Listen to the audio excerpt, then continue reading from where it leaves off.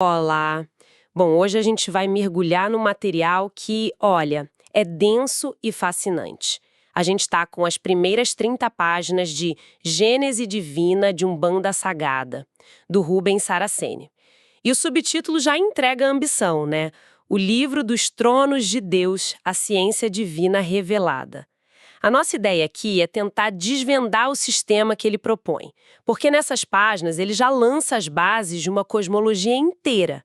Então, o que são esses tronos de Deus, como o nosso planeta teria se formado segundo essa visão, e claro, como isso tudo dialoga ou até se choca com o que a gente conhece, seja da ciência ou dos mitos. E eu acho que o ponto de partida, que muda tudo, é a própria premissa do autor. Ele deixa muito claro que o que está ali não é mito, não é lenda, não é filosofia.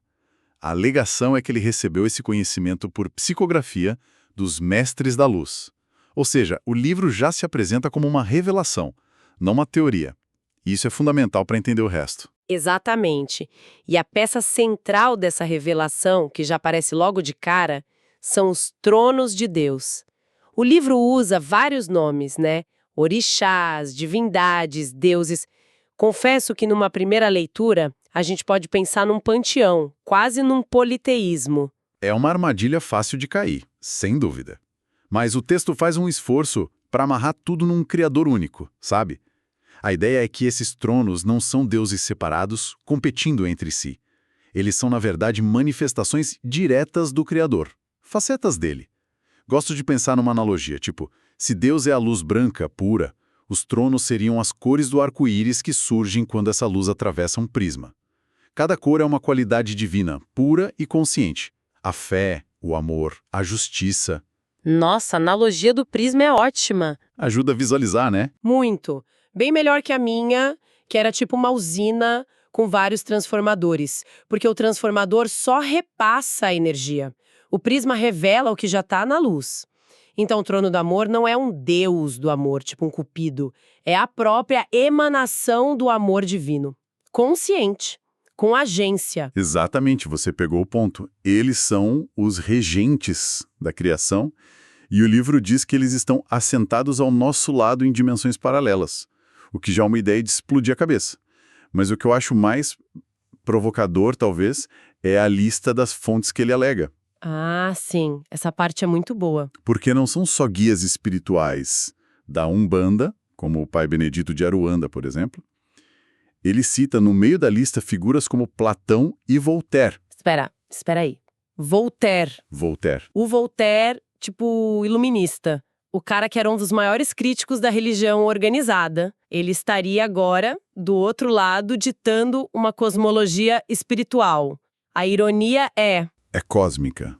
Eu fico imaginando a sátira que o Voltaire original escreveria sobre isso. Totalmente. Mas brincadeiras à parte, essa escolha de fontes tão diferentes, um filósofo grego, um iluminista francês, parece que a intenção é dizer que esse conhecimento é universal, que ele transcende uma cultura ou uma religião específica, sabe? É como se ele dissesse, olha, essa estrutura por trás de tudo, e mentes diferentes, em épocas diferentes, podem acessá-la. E essa própria ideia de ciência divina já é um desafio para a gente. A nossa ciência se baseia na experimentação, na prova. Aqui a proposta é uma ciência baseada na revelação. A prova não está no laboratório, mas na coerência interna do sistema. E o sistema que ele descreve? Bom, aí a coisa fica bem radical. A começar pela criação da Terra. Nada de Big Bang. Nem perto. A narrativa começa com um caos energético. Imagine uma sopa de energias desorganizadas no espaço. E aí, ao longo de bilhões de anos, um poderoso magnetismo planetário teria começado a ordenar esse caos. E todo esse processo, segundo o livro, foi supervisionado por uma consciência. Um trono planetário. Um trono planetário. Então, cada planeta teria um tipo de divindade gerente da sua própria formação. Exato. Uma individualização do Criador com a missão específica de dar origem àquele planeta. E o projeto para a Terra já era, desde o começo, multidimensional. Ela já nasceu como um sistema complexo. E é aí que ele joga um número que soa quase aleatório. 77 dimensões. 77 é um número... É um número bem específico. Muito, mas tá, na prática, como é que a gente imagina isso? São andares de um prédio invisível? O que são essas dimensões? O texto sugere que são mais como faixas vibracionais, sabe? Todas coexistindo aqui e agora. A nossa realidade física, essa que a gente toca, seria só uma dessas 77 faixas. As outras seriam dimensões elementais, espirituais e por aí vai. E para complicar um pouco mais, ele introduz uma polaridade cósmica para dar contexto. Ah, a comparação com Vênus, essa parte me pegou. Pois é, o texto afirma que Vênus é um planeta de polaridade feminina, onde só evoluem seres femininos. Já a Terra seria de polaridade mista, doadora e receptora de energias. Calma. Vênus. Um planeta só de seres femininos? É o que o texto diz. Mas por quê? Tipo, qual a lógica disso? É uma afirmação muito... É inusitada. A lógica não é detalhada nessas primeiras páginas, mas parece que a ideia é mostrar que cada planeta serve a um propósito evolutivo diferente. E a Terra, por ser mista, seria esse ambiente único preparado para um tipo de evolução que precisa das duas polaridades. Entendi. É impossível não pensar no conceito de multiverso que está em todo lugar hoje, né? Sim, total. Mas aqui é diferente. Na cultura pop, o multiverso são realidades alternativas. O que ele propõe não são universos paralelos, mas camadas de um mesmo sistema interligadas. É mais um ecossistema dimensional, talvez. Perfeito. A sua definição de ecossistema dimensional é a melhor forma de visualizar. Cada dimensão com suas próprias regras, sua fauna, sua flora, mas todas contribuindo para o todo. Ok, então a gente tem o hardware, o planeta, com suas 77 faixas. O palco está montado. E a vida, o software. Como ela começa nesse cenário? O livro fala de um útero divino. A imagem é linda, né? Útero divino. Mas o processo descrito é quase técnico. Segundo a obra, a vida começa como centelhas divinas, consciências puras, virginais. Elas são enviadas para essa dimensão mãe da vida. E lá acontece o passo mais importante de todos. Elas são fatoradas. Fatoradas. Essa palavra me chamou muito a atenção. Parece, sei lá, industrial. Vamos abrir um pouco esse conceito. O que significa ser fatorado? Significa tudo, basicamente. Na página 30, ele lista os 7 fatores principais. Tem o fator religioso, que é a fé, o fator conceptivo, que é o amor, o fator ordenador, que é a lei, e por aí vai. Ser fatorado significa que aquela centelha divina pura é impregnada com a essência de um desses tronos. É como receber um DNA espiritual, um sistema operacional da alma. Nossa, isso é radical. É muito. Porque isso destrói a ideia de que a gente é uma tábula rasa, uma folha em branco. O livro está dizendo que a gente já nasce com um software principal, seja da fé, do amor, do conhecimento, e que isso vai definir toda a nossa jornada. Não é o que a gente aprende, é o que a gente é, na essência. Exatamente. Sua natureza fundamental, sua ancestralidade espiritual é definida ali. E toda a sua evolução vai ser para desenvolver as qualidades daquele fator. Alguém do fator do conhecimento, por exemplo, vai ter um caminho totalmente diferente de alguém do fator da geração. E o texto ainda faz uma distinção clara entre seres e criaturas. Certo. E qual é a diferença? As criaturas são as espécies inferiores, instintivas, animais, plantas, minerais. Já os seres são as espécies superiores, racionais. E aqui vem o pulo do gato. A evolução desses seres não acontece a princípio aqui no plano físico. O nosso mundo material, no começo, era habitado só pelas criaturas. A evolução da consciência dos seres acontecia em paralelo, naquelas outras dimensões. Uau! Isso inverte completamente a nossa lógica darwiniana, né? A gente pensa numa linha única e linear que começa na água e chega no ser humano. Tudo aqui na Terra. Esse modelo sugere uma evolução da consciência acontecendo em outros planos e que em algum momento se cruza com o mundo físico. A pergunta muda. Não é só de onde viemos biologicamente, mas em que estágio da nossa jornada dimensional a gente está agora. Muda tudo. A vida na matéria vira um estágio, uma escola talvez, para consciências que já têm uma longa história em outras realidades. Ok, vamos tentar amarrar as pontas do que a gente viu nessas primeiras 30 páginas. Temos um criador único que se manifesta em tronos, que são qualidades divinas. Esses tronos criam um planeta Terra, que é um ecossistema de 77 dimensões, e a vida consciente, os seres, não nasce da matéria, mas de uma centelha divina fatorada, que evolui nesses outros planos antes de chegar aqui. É um sistema bem amarrado. E o que eu acho mais impressionante é a linguagem que ele usa para construir isso. Ele mistura termos quase científicos, magnetismo, polaridades, fatores, com conceitos super teológicos. É uma tentativa de criar uma física do espírito, sabe? Uma ponte entre a visão de mundo da fé e a mente moderna, que busca sistemas, regras, lógica. É uma tentativa de dar uma resposta que soe estruturada para as perguntas mais antigas que existem. E, como a gente falou no começo, é importante lembrar que ele não apresenta isso como um mito para inspirar.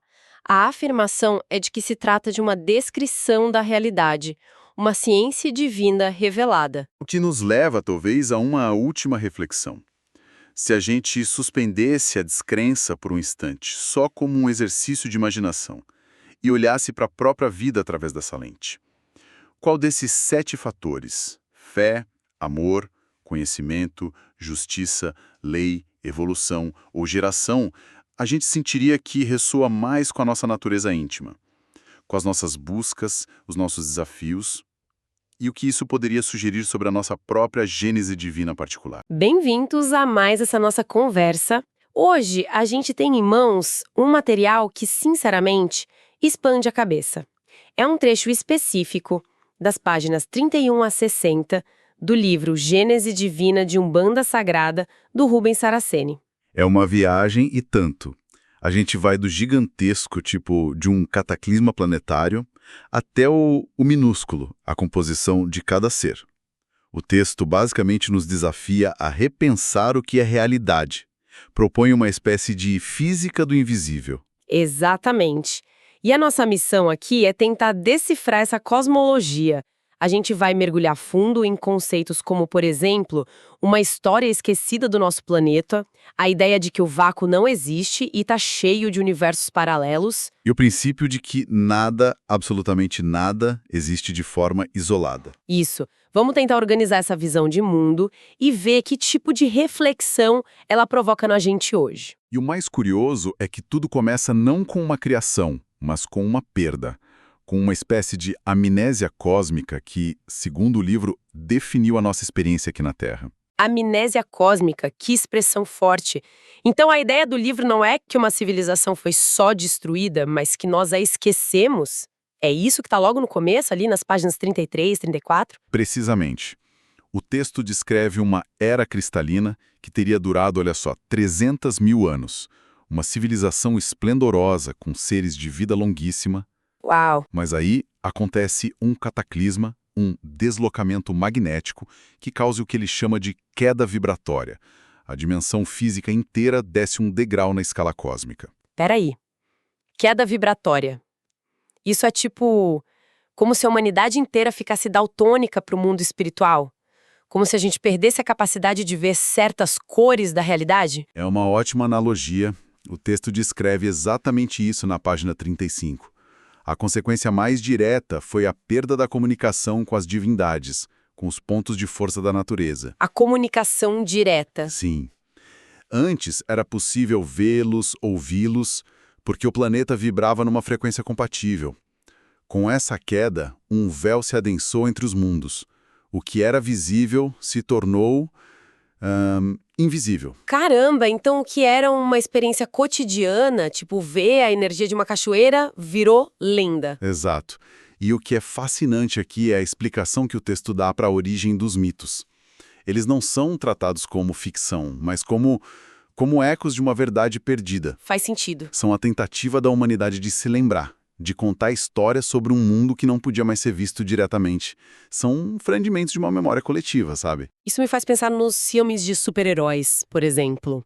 São os nossos mitos modernos, essa lembrança de um tempo em que os seres humanos tinham poderes divinos, talvez seja um eco disso.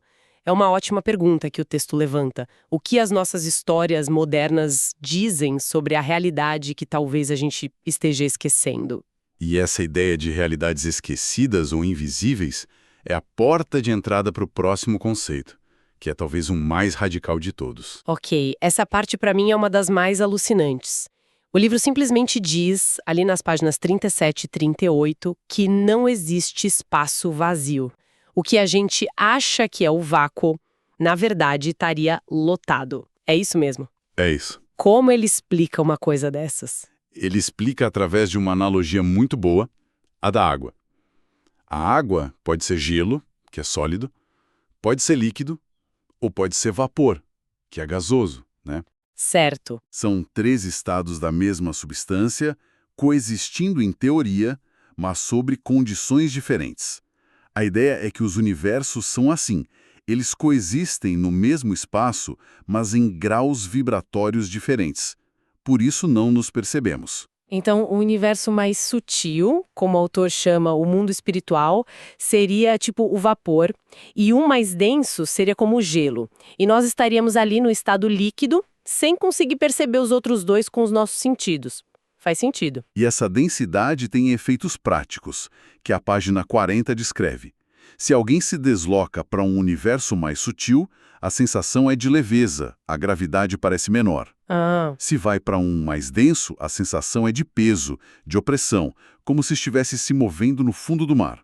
A atração é mais forte. Isso explica o que o livro fala sobre o desencarne, certo? O espírito, por ser mais sutil, mais leve, naturalmente se eleva para essa dimensão paralela quando o corpo físico, que é denso, deixa de prendê-lo. Exatamente. É quase uma lei da física espiritual, não só uma crença. Perfeito. O texto organiza essa realidade em 3 contrapartes principais da nossa dimensão. Temos a paralela espiritual, que seria como um negativo de foto do nosso mundo. Sabe? Com tudo que existe aqui, mas de forma difusa. Um negativo de foto, gostei. Temos os vórtices multidimensionais, que são portais que permitem a troca de energia entre essas realidades. E temos a segunda contraparte, a paralela natural. E essa é descrita como um mundo à parte. Então não é só um outro lado, é um verdadeiro ecossistema cósmico, com regras e geografias próprias. Precisamente. E isso levanta uma questão que me parece central. Se a nossa percepção é limitada pelo nosso grau vibratório, o que essa ideia sugere sobre os limites do nosso conhecimento científico? Exato. É como se a ciência só conseguisse medir o gelo e o líquido, mas o vapor escapa dos instrumentos. E pelo que o livro descreve, essa dimensão natural é o mais puro vapor que se pode imaginar. A descrição nas páginas 52 e 53 é de tirar o fôlego. É apresentada como um lugar de pureza absoluta. Um paraíso perdido. Sim, onde os seres são inocentes e exuberantes. O autor chega a conectar com o mito de Adão e Eva. Um lugar onde o sexo, por exemplo, não tem a carga de pecado que tem para nós. E há uma dimensão onde a evolução acontece de uma forma completamente diferente. A página 45 explica que lá a evolução dispensa o corpo físico. É um processo de maturação muito mais longo, leva milênios, mas acontece sem o atrito, a dor e o sofrimento da vida material. E os seres de lá, a descrição é fascinante. O texto conta que eles são tão puros e afetivos que se um espírito visitante como nós se afeiçoa a um deles, esse ser pode adotá-lo como esposo ou esposa. Sim, é uma parte bem curiosa. E o mais incrível, logo depois aparece uma prole de crianças naturais querendo ser adotadas também. É uma visão de família baseada puramente no afeto instantâneo. Imagina só, você vai fazer uma visita turística e volta com uma família inteira. É um comprometimento. Totalmente. Nada de turismo casual por lá. Mas essa visão de família e amor, ela diz muito sobre a natureza desses seres descrita nas páginas 55 e 56. Que é... Eles são puros. Internalizam as experiências boas imediatamente e simplesmente descartam as ruins, como se não fizessem parte deles. Não guardam rancor, não remoem o negativo. Isso é tão diferente de nós, a gente se apega tanto ao que nos machuca, às vezes construímos nossa identidade em cima disso. Essa descrição de um lugar onde o negativo é simplesmente descartado. Exato. E nos força a pensar o que na nossa sociedade, na nossa vida material, nos impede de cultivar essa pureza. O que nos condiciona a reter e remoer o negativo? É uma reflexão desconfortável, mas necessária. É uma reflexão que incomoda, né? Pensar no quanto a gente se condiciona a reter o que é ruim. O que é o exato oposto do princípio que o livro usa para amarrar tudo isso. A ideia de que nada, nem mesmo a gente, existe de forma isolada. Exatamente. É o conceito final do trecho, a interpenetração. É a conclusão lógica de toda essa cosmologia. Se existem dimensões trocando energia, se os seres evoluem em planos diferentes e interagem, a ideia de uma existência autônoma, isolada, se torna insustentável. Tudo está interligado. E para explicar isso, as páginas 57 e 58 usam exemplos muito simples e poderosos. O fogo, por exemplo. O fogo que a gente vê não existe por si só, né? Não mesmo. Ele é o resultado de uma interação. Ele precisa de um combustível, como a madeira, e de um comburente, o oxigênio do ar. Sem os outros, ele não é nada. O mesmo vale para um vegetal. Sozinho, ele é só uma semente. Ele precisa da terra, da água, do ar, do calor do sol. Ele é um composto de múltiplos elementos, embora tenha sua natureza própria, claro, que o distingue dos outros. Ele absorve tudo isso para se tornar o que é. E aí vem o pulo do gato, nas páginas 59 e 60, a conclusão é direta.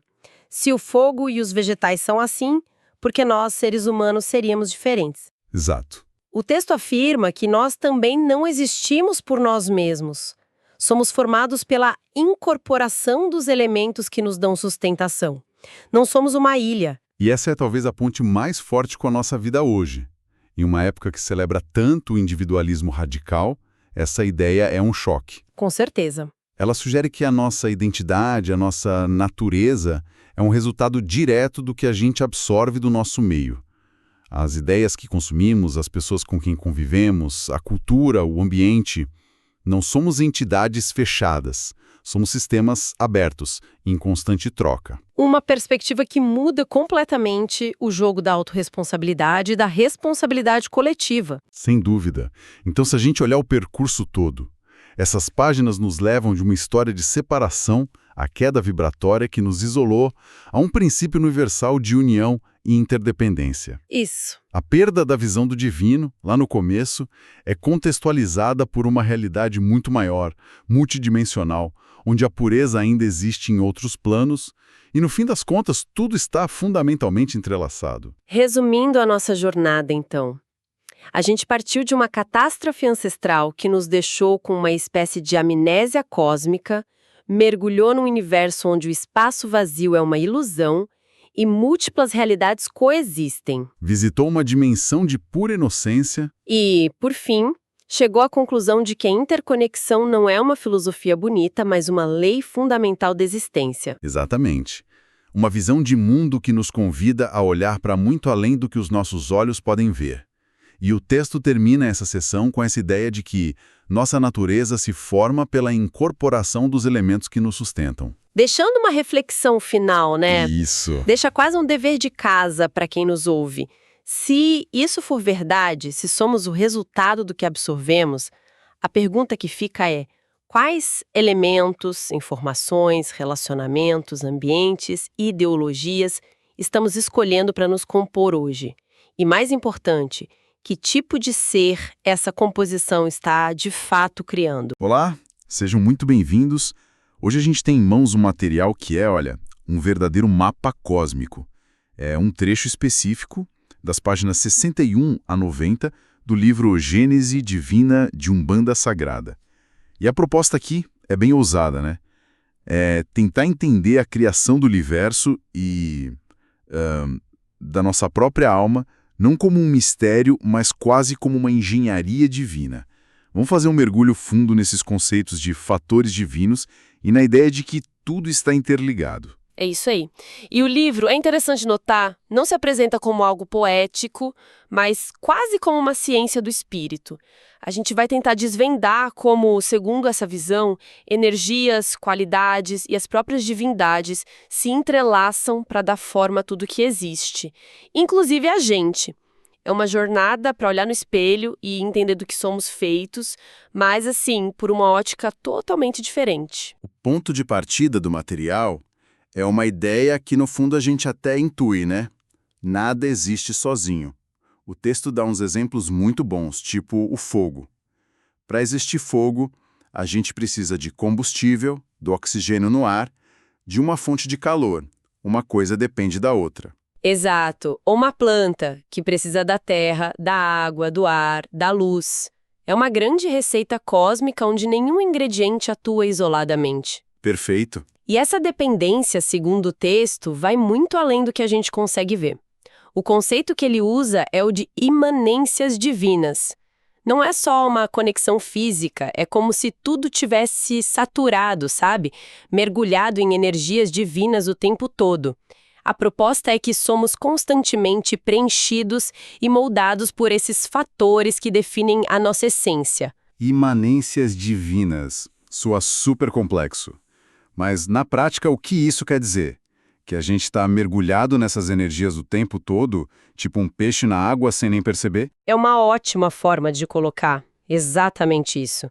E não só mergulhados, mas compostos por elas. É aqui que entra o processo que o livro chama de fatoração, que é basicamente como a nossa alma ganha sua impressão digital divina. O texto descreve que somos gerados a partir de ondas vibratórias que nos imprimem uma qualidade original. Certo, ondas vibratórias. Confesso que é um conceito um pouco abstrato para mim. O livro fala de uma onda vertical e 6 horizontais. Parece um diagrama de engenharia cósmica.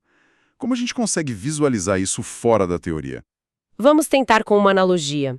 Imagina que a criação é uma grande tela em branco. Do alto desce uma onda de energia, uma pincelada vertical com uma cor primária. Digamos que essa cor seja o amor, que o livro associa ao fator agregador, a força que une tudo. Essa é a sua essência, sua qualidade original. Mas você não será apenas amor puro. Porque aí entrariam as outras ondas, as horizontais. Isso. Enquanto essa energia do amor desce, ela cruza com outras 6 faixas de energia, as ondas horizontais, cada uma com uma qualidade diferente. Uma pode ser a da ordem, outra a do conhecimento, outra a da justiça. O ser que está sendo criado estaciona em uma dessas faixas, então a sua cor primária, o amor, ganha uma tonalidade. Se estacionar na faixa da ordem, você se torna um amor ordenado. Se for na do conhecimento, um amor que busca conhecer. Ah, agora faz mais sentido. É como se a primeira onda fosse a massa do bolo e a segunda, o sabor principal. Não é só um bolo, é um bolo de chocolate ou de laranja. Essa combinação evita que a gente seja um ser de uma nota só. Precisamente, é a origem da nossa complexidade. Cada ser é uma composição única dessas qualidades. E o processo não para por aí, ele fica ainda mais específico. É aqui que o livro fala de quadriculação, certo? Depois de receber essa qualidade primária e a secundária, o ser ainda pode ser carimbado por outras? Exato. Usando a nossa analogia da pintura, se a primeira onda vertical foi a cor base e a segunda, a horizontal, deu a tonalidade, a quadriculação seria como adicionar mais 2 camadas. O texto cita especificamente o fator da fé e o do conhecimento, que atuariam como um verniz e um acabamento, tornando o resultado final ainda mais único e detalhado. É um verdadeiro mapa da vida sendo desenhado, camada por camada. E esse mapa, ele define nosso caminho para sempre? Ou é mais como um ponto de partida? É um ponto de partida que guia a jornada evolutiva. A partir dessa faturação inicial, o ser desenvolve um corpo elementar básico. Depois, ele é levado para dimensões que o livro chama de duais, onde um segundo elemento é adicionado para formar o corpo emocional e despertar os instintos. A evolução nunca é uma linha reta, é um zigue-zague de experiências para desenvolver todas essas potencialidades do mapa. Nossa, então a interpretação da serpente no Éden que o livro traz muda completamente as coisas. Ele diz que a serpente não era um bicho, mas um símbolo do fator desejo, uma onda sinuosa que estimula a busca, o movimento, e isso se opõe ao fator amor, que é agregador, que busca unir. Isso é uma virada de chave gigantesca. Sem dúvida. Tira completamente a ideia de um mal externo, uma criatura que tenta a humanidade, sabe? A serpente passa a ser uma força interna, um fator que já faz parte da nossa composição e que, como tudo, pode ser usado para o bem ou para o mal. O desejo que nos move para buscar comida é o mesmo que pode se tornar ganância. A força não é boa ou má, o uso dela é que define. Isso coloca a responsabilidade da tentação dentro de nós. Essa ideia de sermos um mosaico de qualidades é poderosa. Mas até agora a gente falou de conceitos como agregação, ordem, desejo. Onde isso se conecta concretamente com a espiritualidade viva da Umbanda, com as divindades que as pessoas conhecem? Quem são esses fatores na prática? É aí que está o pulo do gato. A proposta do livro é que os orixás são a personificação viva desses fatores. Não são apenas deuses distantes. Eles são as próprias leis fundamentais, as forças motrizes da criação. Quando a gente fala da força que une, que cria laços, que gera riqueza e amor, que energia é essa na Umbanda? É Oxum. Então, o fator agregador é apenas o nome, digamos, técnico para a função primordial de Oxum na criação. Entendi. Então, o fator ordenador, que o texto destaca como outro pilar da criação, seria quem? Ogum. A analogia que o texto usa da molécula de água é perfeita para isso.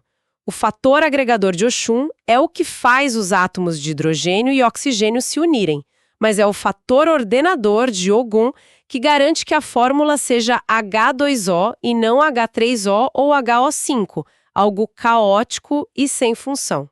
A agregação sem ordem é o caos, a ordem sem agregação é o vazio. Uma precisa da outra. Oxum e Ogum, amor e lei, são a base de tudo que é criado. Essa ideia de fatores se cruzando é interessante, mas eu me pergunto como isso funciona na prática, porque na Umbanda a gente ouve falar de várias qualidades de orixás, como Ogum Beramar ou Ogum das Matas. São orixás diferentes ou é a mesma energia com sobrenomes diferentes? Como essa teoria dos fatores explica isso? Essa é a aplicação mais fascinante da teoria. Não são orixás diferentes. É o mesmo fator divino atuando dentro do campo de outro. Pensa na floresta, o domínio de Oxóssi, que é o orixá do conhecimento, da expansão, da caça. A floresta não é um emaranhado caótico de plantas. Existe uma ordem ali, um ciclo de vida e morte, uma cadeia alimentar, caminhos que os animais seguem. Essa ordem na mata é a manifestação do fator ordenador de Ogum agindo dentro do domínio de Oxóssi. Daí, Ogum das Matas. Uau! Então Ogum Beramar seria a mesma lógica, a ordem de Ogum atuando no domínio de Iemanjar, o mar? Exatamente. O mar, domínio da geração, da vida, tem uma ordem rigorosa. As marés sobem e descem com precisão matemática. As correntes marítimas seguem padrões definidos. Os ciclos de vida marinhos são ordenados. E isso é Ogum Beramar. É a lei divina, Ogum, se manifestando e organizando a geração divina, que é Iemanjá. A hierarquia divina, segundo essa obra, é toda formada por esse entrecruzamento constante. O texto também fala de orixás duais, como o Baluaiê e Nanamburuquê, que regem a evolução e combinam elementos opostos, terra e água. Isso parece reforçar ainda mais essa ideia de que tudo funciona na dança das complementariedades. Sim, e eles são um exemplo perfeito da sofisticação desse sistema. O Baluaiê rege a evolução e é descrito como ativo no elemento terra e passivo no elemento água. Já Nané, que rege a decantação, o assentamento, é o oposto, ativa na água e passiva na terra. Juntos, eles formam um par que rege a transmutação. Para que algo novo possa evoluir, que é o Baluaiê, o velho precisa ser decantado, assentado, estabilizado, que é Nanã. É a própria dinâmica da vida manifestada em divindades. Então, trazendo tudo isso para a nossa realidade, como a gente pode usar essa lente dos fatores para se entender melhor? Se eu sinto uma capacidade natural de unir pessoas, de criar harmonia nos ambientes, isso seria uma expressão do fator agregador de Oxum em mim? Sem dúvida. Pensa naquela pessoa que é naturalmente o centro de um grupo de amigos, que une todo mundo, que agrega. Segundo essa visão, ela não é apenas carismática, ela está manifestando ativamente o fator agregador de Oxum. A teoria nos convida a ver o sagrado em ações e talentos que a gente considera mundanos. Isso é o verdadeiro autoconhecimento. Reconhecer a divindade operando em nós. E uma pessoa super metódica, que precisa de rotina, que organiza tudo, seria uma manifestação de algum? Pode ser, ou uma combinação. Alguém que busca conhecimento de forma incessante, que ama pesquisar, organizar informações e expandir horizontes. Pode estar manifestando os fatores expansor de Oxóssi e o ordenador de Ogum em conjunto. Não é um rótulo fixo, mas uma chave de leitura para compreender as energias que fluem através de nós, que moldam nossas aptidões e também nossos maiores desafios. Olha, isso levanta uma questão bem profunda sobre destino e livre-arbítrio. Se a gente já vem com esse mapa da vida, essa impressão digital de fatores, qual é o nosso papel? Estamos presos a esse roteiro? De jeito nenhum. O mapa não é uma prisão. Pensa num kit de ferramentas que se recebe ao nascer. O mapa mostra que você recebeu um martelo e uma serra. Ele indica suas tendências, sua natureza fundamental. Mas o caminho que se escolhe, se vai usar essas ferramentas para construir uma casa, uma ponte, ou se vai deixá-las enferrujando no canto, isso é o livre-arbítrio. O conhecimento do mapa não anula a responsabilidade do viajante. Pelo contrário, nos dá mais consciência sobre como viajar melhor. Uau! Exploramos hoje uma visão de universo que é quase uma tapeçaria divina perfeitamente interligada, onde nossas almas são esses mapas complexos de fatores, e os orixás são as próprias forças primordiais que tecem essa realidade, do macrocosmo até o nosso eu mais profundo. A grande mensagem, para mim, é a da interconexão. Nada está isolado. Nossas qualidades, nossos talentos e até nossos desafios não são acidentais, são reflexos de uma ordem divina maior. Entender essa arquitetura é, de certa forma, entender nosso lugar na criação e a nossa função nela. Deixa de ser um acaso e passa a ter um propósito. Fica então uma última reflexão, um pensamento para levar consigo.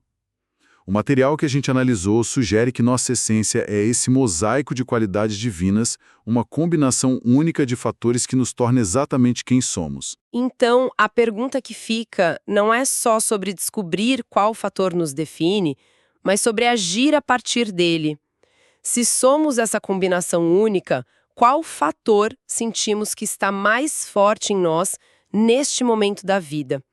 E qual outro fator, talvez um que a gente evite, a vida está nos convidando a desenvolver para nos tornarmos mais completos em nossa jornada? Olá! Hoje a gente vai mergulhar em um material bem específico, um recorte das páginas 51 a 100 do livro Gênese Divina de Umbanda Sagrada, do Rubens Saraceni. Um trecho e tanto. E a nossa missão aqui é, assim, ambiciosa. A gente vai tentar acompanhar uma jornada que começa num plano de existência quase idílico, paradisíaco, passa pelas leis invisíveis que sustentam todo o universo e termina, lá no final, na arquitetura cósmica das hierarquias divinas. É uma escalada, né? É fascinante. O livro nos pega pela mão, assim, num jardim, um plano natural de pureza total, e aos poucos ele vai afastando a câmera, sabe? Boa imagem. E aí ele mostra que esse jardim só existe porque tem uma engenharia celeste complexa por trás, regendo tudo. A gente sai do ser para entender o sistema que o possibilita. Exato. Da folha para a floresta e depois para as leis da botânica que regem a floresta. Então vamos começar por esse jardim, essa dimensão natural que o livro descreve de uma forma tão vívida. O que me impressiona é que não é um prêmio para depois da morte. É apresentado como uma realidade paralela, que coexiste com a gente. Como que é esse lugar? Olha, é descrito como o ápice da pureza, da inocência. Os seres que vivem lá estão numa harmonia tão profunda com o meio que eles se alimentam das próprias energias do ambiente. além de frutas, néctares. Nossa, É um estado de existência onde não existe malícia. E isso reflete num ponto que, para nossa cultura, é quase um tabu, que é a sexualidade. sim, é aqui que a coisa fica interessante e desafia muitas convenções religiosas, né? Totalmente. O livro afirma que o sexo não só não é pecado, como a formação de pares é ativamente estimulada pelas divindades. Eu fiquei pensando, por quê, sabe? A lógica que o livro apresenta é que um ser isolado, sem sua contraparte de polaridade oposta, ele é considerado limitado. Limitado. A união não é vista como uma concessão à carne, mas como um passo essencial para a plenitude da vida. O fascinante é a naturalidade com que isso acontece, uma pureza que o texto contrapõe assim, diretamente, à desconfiança e malícia com que nós humanos tratamos o assunto. E essa pureza toda leva a uma consequência que, eu confesso, tive que ler 2 vezes para acreditar. Ah, eu sei qual é. Quando um espírito do nosso plano se afeiçoa a um ser de lá, e eles formam um casal, acontece algo assim, bem fora do comum. Acontece o que o livro chama de um presente divino. Eles recebem uma numerosíssima prole de encantadoras crianças. Espera aí, como assim? Crianças com aparência de 2 a 5 anos, mas com milênios de vida?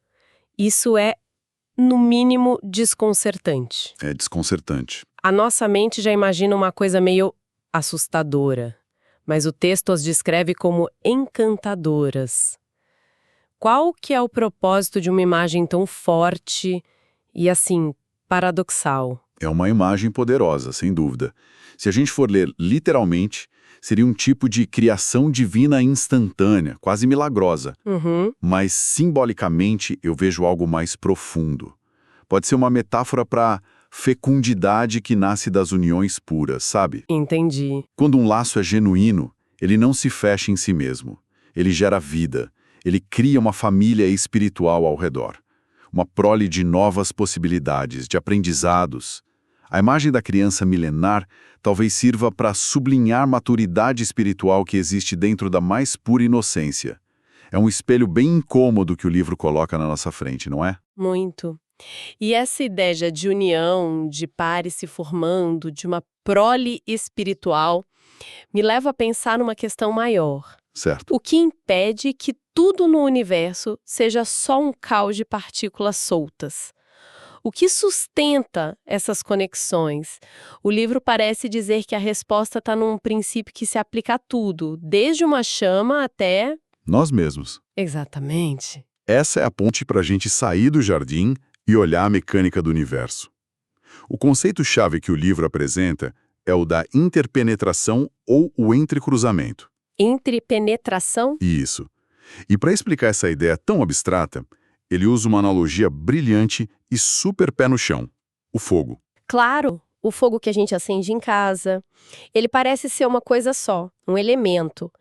Mas ele não existe no vácuo, né? De jeito nenhum. Ele é um evento, uma consequência. Ele precisa do combustível, que é o vegetal, do oxigênio, que vem do ar. Ele só existe porque outros elementos se entrecruzaram ali. Perfeito. O fogo é a prova viva da interpenetração. E o mesmo vale, como o livro aponta, para um vegetal. Ele não brota do nada. Não mesmo. Precisa da terra, que é o mineral, da água, do ar e do calor do sol, que é o fogo. Cada ser vivo é, na verdade, um ponto de encontro de múltiplas forças. Ok, faz sentido para o fogo, para a planta, mas e para nós, seres humanos? Isso é mais complicado, não é?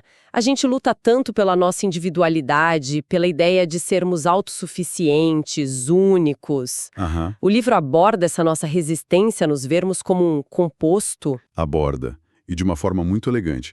A conclusão do texto não é que a gente não é único. Pelo contrário. A nossa natureza, que é só nossa, só consegue aflorar, se manifestar, justamente por causa dessa incorporação de múltiplos elementos. Ah, interessante isso. Possibilitado por ela. A nossa individualidade não é a ausência de influências, mas a forma única como essas influências se entrecruzam em nós. Entendi. Então, se somos esse composto, se somos o resultado de um entrecruzamento, quais são os ingredientes? O livro dá nome a esses elementos primordiais que nos formam? Sim, e aqui a gente entra no coração da Gênese divina. Ele os chama de fatores divinos. Fatores divinos. São descritos como as qualidades primordiais de Deus, as imanências divinas que são, tipo, os tijolos fundamentais de tudo que existe. O livro lista vários, mas dá para entender a lógica a partir de 2 deles. O primeiro é o fator agregador. Ah, é a cola do universo. A força que une as coisas. A analogia da química que o livro sugere é perfeita. É o fator agregador que convence 2 átomos de hidrogênio e 1 de oxigênio a deixarem de ser indivíduos Exato. e se tornarem uma molécula de água. Sem essa força, tudo seria só uma sopa de átomos dispersos. É a melhor definição. É a força da concepção, do amor que une, da gravidade que forma planetas. Mas a agregação por si só seria o caos, um amontoado de coisas. Por isso, ela precisa atuar em conjunto com seu par perfeito, o fator ordenador. Que seria o químico que garante que a receita da água seja sempre H2O e não, sei lá, um H4O5 caótico que explodiria o laboratório. Exatamente isso. A ordem dá forma, estrutura e função para essa união. Sem ordem, a agregação é só barulho. Exato. Um fator concebe, o outro organiza. E o que é brilhante é como o livro torna isso palpável ao associar esses fatores aos orixás. Não são mais conceitos abstratos, entende? Sei. O fator agregador se manifesta como Oxum. O fator ordenador como Ogum. Então, a ideia é que cada um de nós tem um software primordial instalado na origem, que um de nós é programado essencialmente para agregar, outro para ordenar, um terceiro para equilibrar, como Xangô. Uhum. Isso muda completamente a ideia de vocação ou de personalidade, né? Deixa de ser algo que a gente constrói do zero e passa a ser algo que a gente precisa descobrir em nós. É exatamente essa a proposta. Nós somos fatorados em nossa origem. A gente recebe uma dessas qualidades divinas como a nossa matriz, a nossa essência. Entender qual é o nosso fator regente seria como entender o princípio ativo da nossa alma. Ok. Então temos esses fatores divinos como ingredientes primordiais. Mas como a criação organiza a produção em escala cósmica? Como se criam infinitas variações a partir de um número limitado de fatores? Não pode haver só 7 tipos de seres no universo. Pois é. A resposta para isso é um dos conceitos mais complexos e, para mim, mais belos do livro. As hierarquias divinas. Hierarquias divinas. E a lógica por trás delas é que Deus se repete e se multiplica do macro para o micro. Mas não é uma simples linha de montagem. Para entender, ajuda a pensar numa imagem bem moderna. Estou pronta. Pensa numa planilha, uma matriz. As colunas, na vertical, são os fatores puros, as essências primordiais. A ordem, de Ogum, o amor-agregação, de Oxum, o conhecimento, de Oxóssi, e por aí vai. Certo. Agora, imagina que cruzando essas colunas, a gente tem linhas, na horizontal. Essas linhas são as grandes leis, os campos de aplicação. A fé, a justiça, a geração, a lei. Nossa, gostei disso. Uma matemática divina, quase. Então, um ser não é apenas uma coluna. Ele é uma célula, um ponto de intersecção. Perfeito. A célula que cruza a coluna ordem com a linha fé, por exemplo, cria uma função totalmente nova e especializada. É precisamente isso. E é aí que o livro usa o exemplo de Ogum para deixar tudo claro. Um ser é gerado na irradiação vertical de Ogum, sua natureza primária, seu fator, é ordenar. Certo, o básico dele. O básico. Mas se na sua jornada ele se fixa na faixa horizontal da fé, que o livro chama de cristalina, ele se torna um Ogum cristalino. A função dele não é mais só ordenar de forma genérica. Virará algo mais específico. Exato. A função dele passa a ser a de um ordenador da fé. Fascinante. E como isso funcionaria com outro fator? Por exemplo, Oxum, o fator agregador, que é o amor, a concepção. Se um ser de Oxum se fixasse na faixa horizontal da justiça, que é de Xangô, Ele se tornaria, nessa lógica, um Oxum da justiça. A sua função seria a de usar o poder agregador do amor para promover o equilíbrio e a justiça. Seria a força que agrega as pessoas em torno de uma causa justa, ou que concebe soluções que sejam equânimes para conflitos. Entende? Entendi. A essência de Oxum continua lá, mas a atuação dela ganha um campo específico, uma qualificação. É isso que cria a infinita diversidade da criação. Isso tem uma implicação gigantesca para a nossa ideia de evolução. Porque se a estrutura é uma matriz, então evoluir não é simplesmente subir uma escada em linha reta. De jeito nenhum. O livro é enfático ao descrever a evolução como perpendicular. Perpendicular. Se o ser seguisse apenas a sua linha vertical, ele se tornaria um especialista absoluto numa única qualidade, mas seria terrivelmente limitado. Para se tornar completo, ele precisa caminhar para os lados, cruzar com as outras faixas, vivenciar outras energias e qualidades. Ou seja, a evolução não é uma escada que a gente sobe. É mais como um imenso tabuleiro de xadrez que a gente precisa atravessar. Boa analogia. Visitando várias casas, cruzando colunas e linhas para absorver as qualidades delas. Essa ideia é revolucionária. Abandona completamente a visão linear e competitiva de progresso. É um zigue-zague cósmico. Um ser da ordem precisa aprender a cruzar com o amor. Um ser do conhecimento precisa cruzar com a lei. É nessa interpenetração, nesse diálogo constante entre as diferentes forças, que o ser fortalece o seu magnetismo, expande a consciência e se torna de fato uma imagem e semelhança mais completa do Criador, que contém todos os fatores em si. Essa análise toda, que partiu de um jardim e chegou na matemática divina, sugere algo muito profundo sobre nós. Sugere que cada pessoa carrega uma dessas qualidades divinas, um fator primordial que define a sua natureza mais íntima, seja a de ordenar, agregar, expandir ou equilibrar. A reflexão que fica, então, é inevitável. Qual seria? Se a gente pudesse, com honestidade, identificar qual desses fatores rege a nossa essência, como isso mudaria a forma como a gente encara as nossas vocações, os nossos talentos e até os nossos maiores desafios. Talvez o que a gente chama de defeito seja só o nosso fator primordial agindo de forma desequilibrada. Seria como finalmente descobrir o nosso próprio manual de instruções cósmico. Olá, hoje a gente vai contar uma história. Mas assim, não é uma história qualquer. É quase como a biografia de uma alma, sabe? A jornada de uma consciência. Vamos tentar acompanhar como, segundo uma cosmologia muito particular, um ser nasce do zero absoluto, de uma faísca divina, e viaja por várias dimensões até se tornar um indivíduo complexo. É tipo a jornada do Big Bang espiritual até a sua manifestação no mundo. E a nossa bússola para essa viagem é um trecho específico do livro Gênesis Divina de Umbanda Sagrada, do Rubens Saraceni.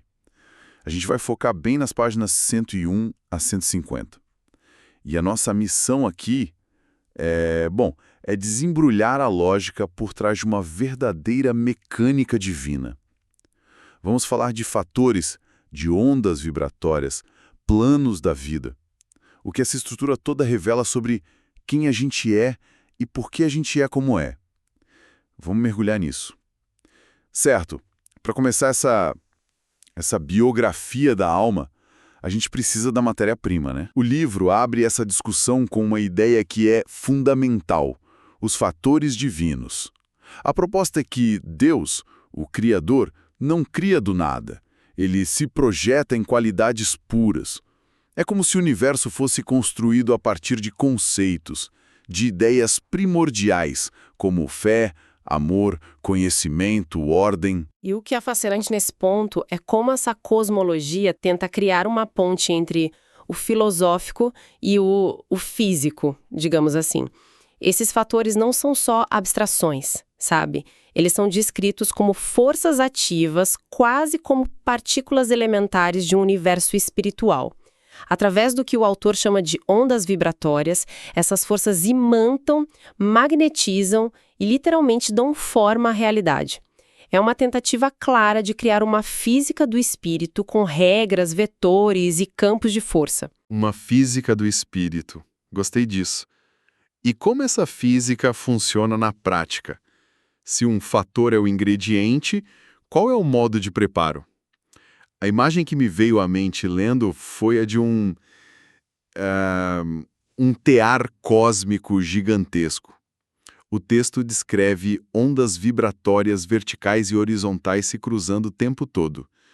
Um novo ser, uma centelha, é primeiro marcado por uma onda vertical que define sua qualidade principal, sua essência, e depois ele é qualificado ao se assentar numa das ondas horizontais que cruzam seu caminho.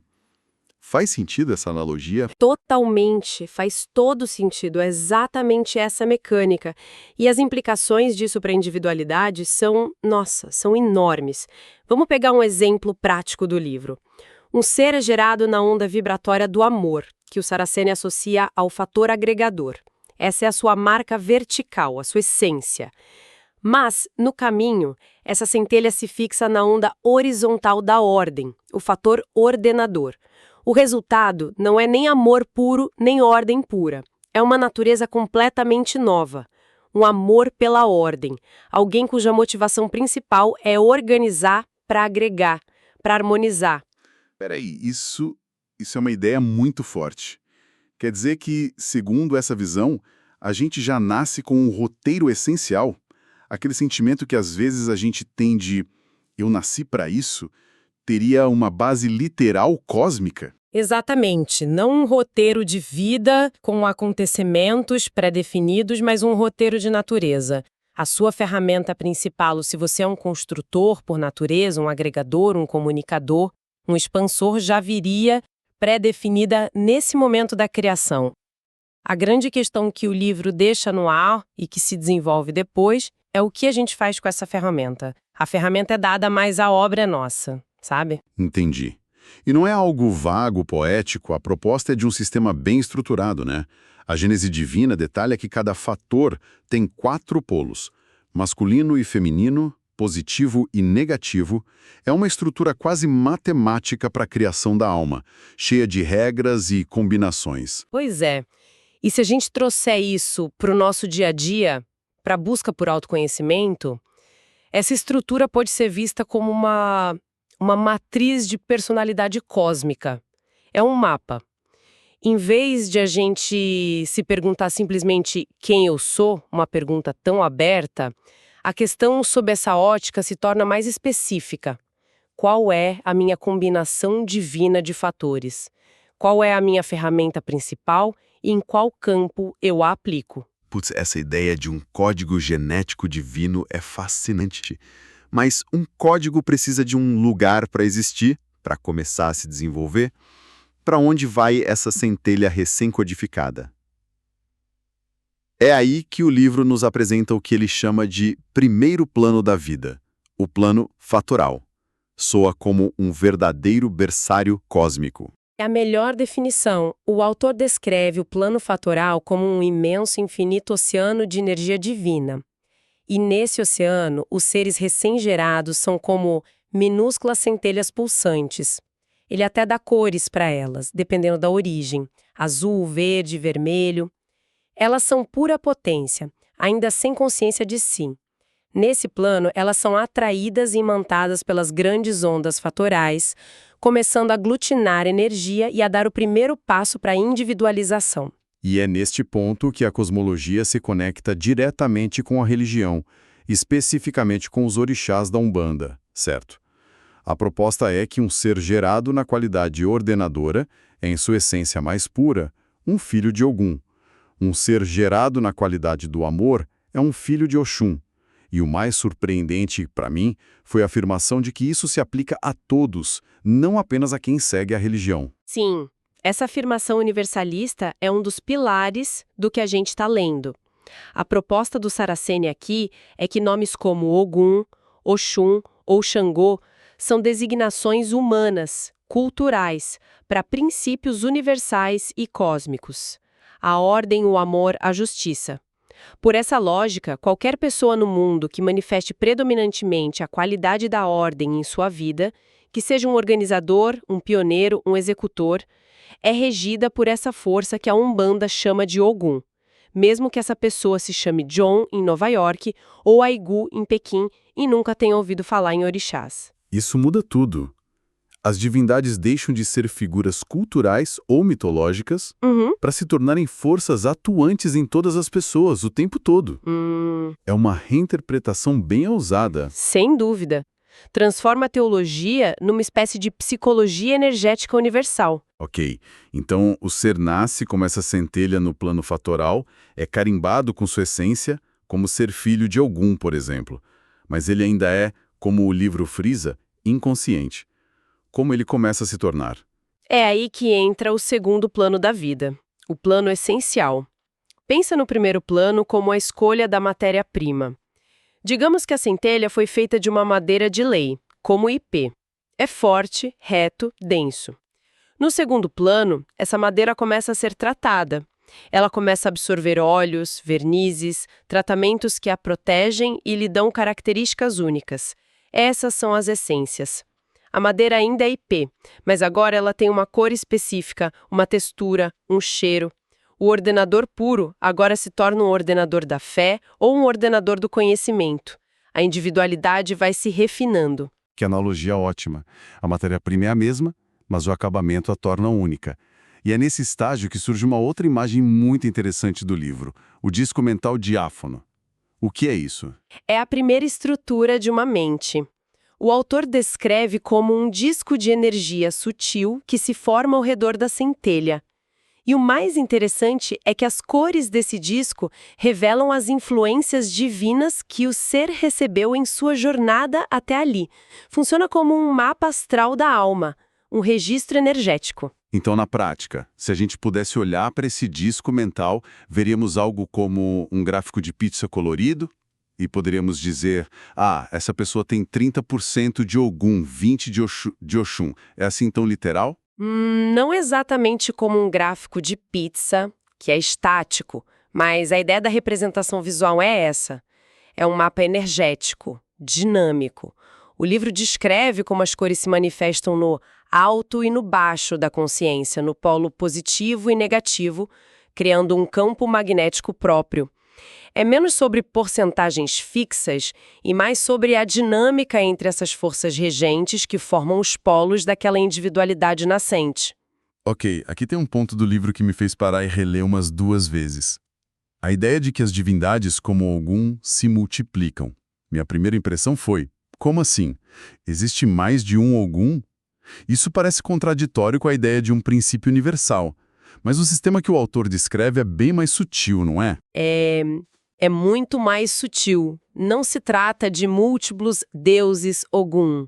A ideia é que o princípio universal da ordem, a grande onda vibratória de Ogum, ao se manifestar nos diferentes planos e ao interagir com as outras ondas, se especializa. Imagine um feixe de luz branca, que é Ogum, o ordenador.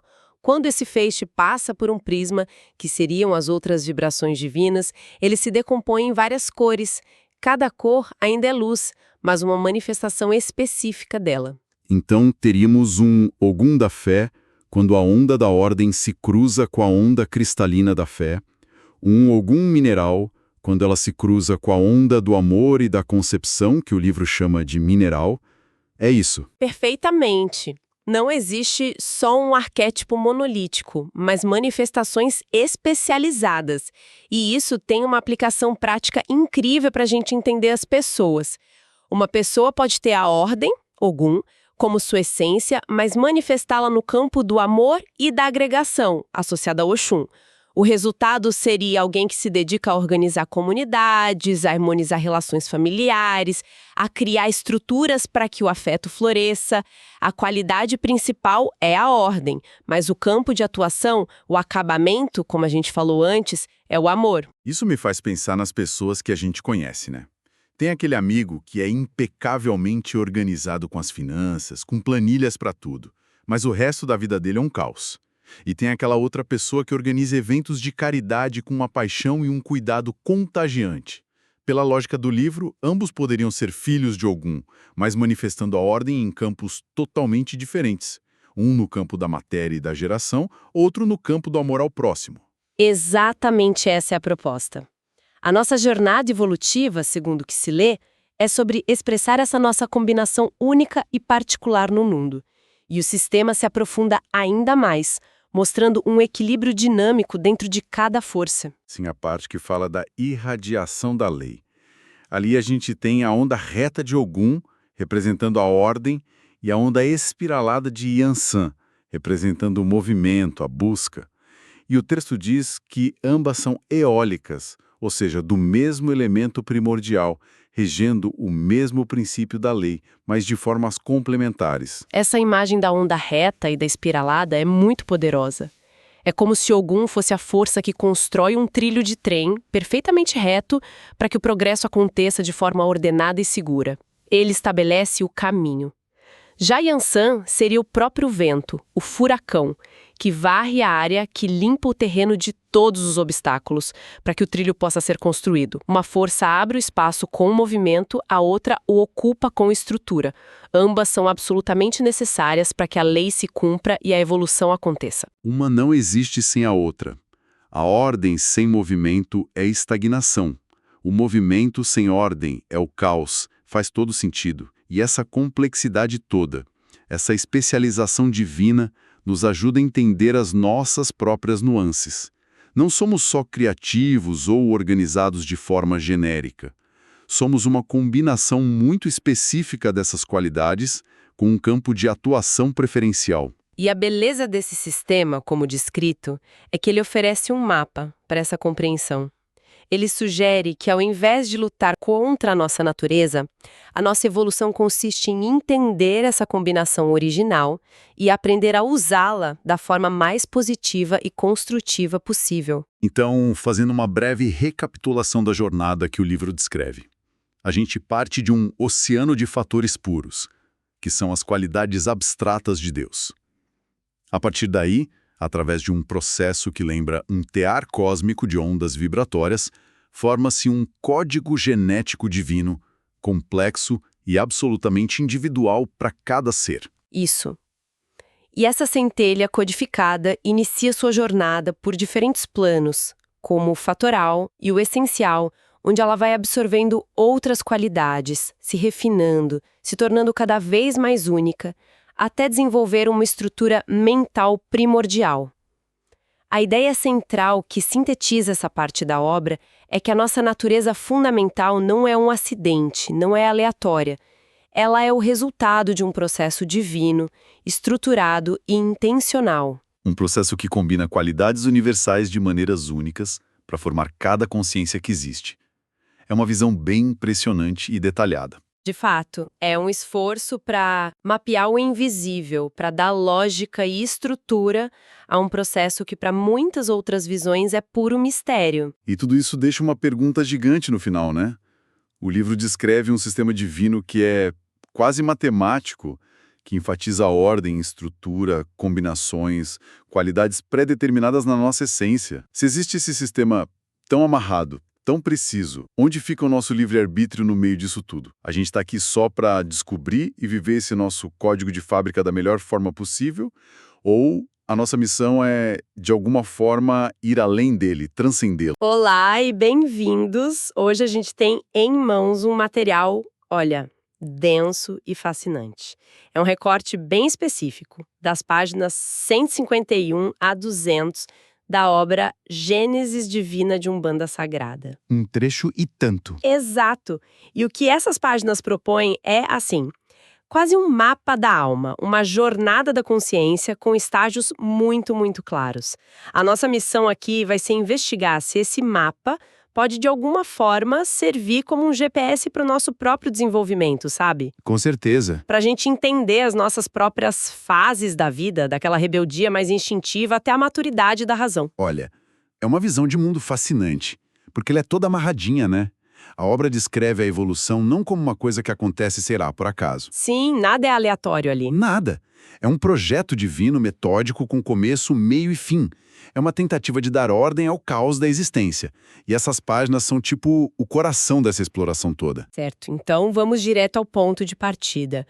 O texto já começa de um jeito que pode assustar um pouco. Ele fala sobre ondas fatorais magnetizadas. É um termo bem específico. Muito. E que essas ondas se cruzam e dão origem a hierarquias complexas, como os diferentes tipos de Oguns. Sinceramente, como é que uma onda abstrata vira uma divindade com uma função tipo um Ogum das pedreiras? Parece um salto conceitual gigantesco. É um salto, mas o livro constrói uma ponte bem interessante para explicar isso. A ideia central é que qualidades puras de Deus, que o texto chama de fatores, elas não ficam paradas, sabe? Elas viajam pelo universo em ondas. Ok. Pensa numa onda principal, vertical, que carrega uma única qualidade na sua forma mais pura. Por exemplo, a qualidade da ordenação, que é a essência de Ogum. Aham. Agora, imagina que essa onda principal, ao viajar, ela cruza com outras ondas horizontais, que carregam qualidades de outros elementos, tipo a estabilidade de um mineral ou a fluidez da água. Certo. Um cruzamento de energias. É nesse cruzamento que a mágica acontece. A onda principal se qualifica. Se qualifica. Então não é uma mistura aleatória, é mais como uma especialização, um direcionamento daquela energia original. Exatamente. Uma analogia que ajuda muito a entender é pensar na qualidade pura de Ogum como um feixe de luz branca, potentíssimo, sem cor. Ok, luz branca? Cada onda horizontal que ele cruza é como um prisma colorido. Quando a luz branca passa pelo prisma do mineral, ela ganha uma nova característica, uma nova cor, e se torna o Ogum das pedras. Ah, entendi. A função dele passa a ser ordenar no reino mineral. Se essa mesma luz branca passa pelo prisma da água, vira o Ogum beira-mar, que vai ordenar o movimento das águas. É uma engenharia divina de especialização. Peraí, isso é fascinante, mas o livro dá alguma pista sobre quem ou o que está projetando essa luz e arrumando esses prismas? A gente está falando de uma inteligência central, um engenheiro cósmico com uma prancheta, ou é uma lei natural do universo, tipo a gravidade? Essa é a grande questão, né? A obra não descreve um engenheiro no sentido humano, de alguém que sente e desenha o projeto. Não é personificado. Não. A ideia é mais próxima de uma inteligência que é inerente ao próprio universo. É como se o Criador se manifestasse através dessas leis e fatores. A ordenação, o amor, o conhecimento, são qualidades ativas, sabe? Que buscam se manifestar e se especializar. Então a engenharia é a própria natureza do divino em ação? Exato. Não um ato separado dele. É uma lei cósmica, mas uma lei consciente. Entendi. É como uma receita cósmica, então. A base é o princípio da ordem, Ogum, mas o tempero, que é o elemento que cruza o caminho dele, define o prato final. Perfeito. Um Ogum que ordena a fé, outro que ordena as águas, e isso estabelece desde o início uma interconexão radical em todo o sistema. Nada está isolado. E acho que essa base é crucial para entender a jornada que vem depois, certo? É o alicerce. Sem entender que tudo parte de qualidades divinas que se especializam, a jornada dos seres pelos planos da vida não faria sentido. É o ponto de partida para tudo. E essa jornada tem estágios muito bem definidos. O livro dá um destaque enorme para o quarto plano, o chamado plano dual. Lendo a descrição, é impossível não fazer uma associação com uma fase bem intensa e barulhenta da vida humana. A associação é totalmente intencional, é explícita no texto. O quarto plano da vida é onde os seres, que antes eram puros, ligados a um único elemento, entram em contato pela primeira vez com um segundo elemento. É o primeiro choque, então. É o choque. E essa interação forma o que a obra chama de polo magnético negativo do ser. Traduzindo, é o nascimento do seu lado emocional, dos seus instintos mais básicos, da sua dualidade interna. É a adolescência cósmica, caos puro. Me lembra de umas bandas que eu vi aos 15 anos. Exatamente. O livro compara diretamente essa fase à adolescência humana. é descrita como a mais difícil, marcada pela rebeldia, pela descoberta crua dos instintos, pelo desequilíbrio emocional. Total. É onde a consciência, pela primeira vez, tem que lidar com atração e repulsa, prazer e dor, sem o filtro da razão. A obra detalha que existem 33 dimensões duais nesse plano. Nossa, 33. Sim, como a vegetal aquática, onde um ser de natureza vegetal, que é associado ao conhecimento, entra em contato com a água e desenvolve a criatividade, mas de uma forma instintiva e totalmente desgovernada. Mas isso implica que a emoção e o instinto são inerentemente caóticos ou algo a ser superado? Ou são só a matéria-prima necessária para a razão que vem depois?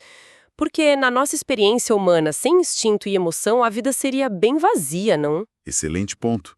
A obra não os trata como algo ruim ou a ser eliminado, de forma alguma. Ah, bom. É a matéria-prima exatamente como você disse. Uma força fundamental que precisa ser educada. O quarto plano é o momento em que essa matéria-prima surge de forma vulcânica. É energia bruta. A potência pura. Isso. Sem essa fase, não haveria o que refinar depois.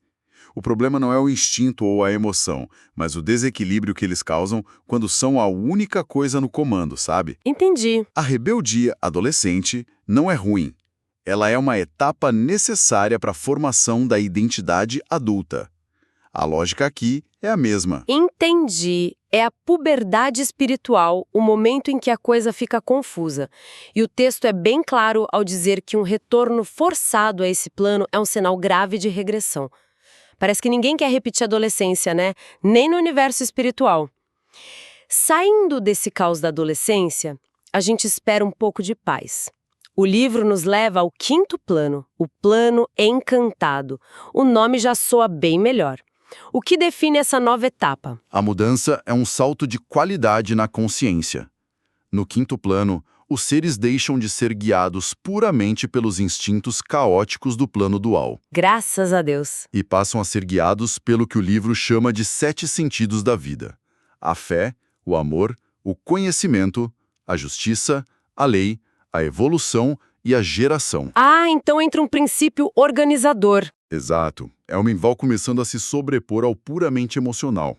Este plano é formado por 49 dimensões que o livro chama de trienergéticas, porque um terceiro elemento entra na equação para refinar ainda mais a consciência do ser. Ok, a estrutura é mais complexa.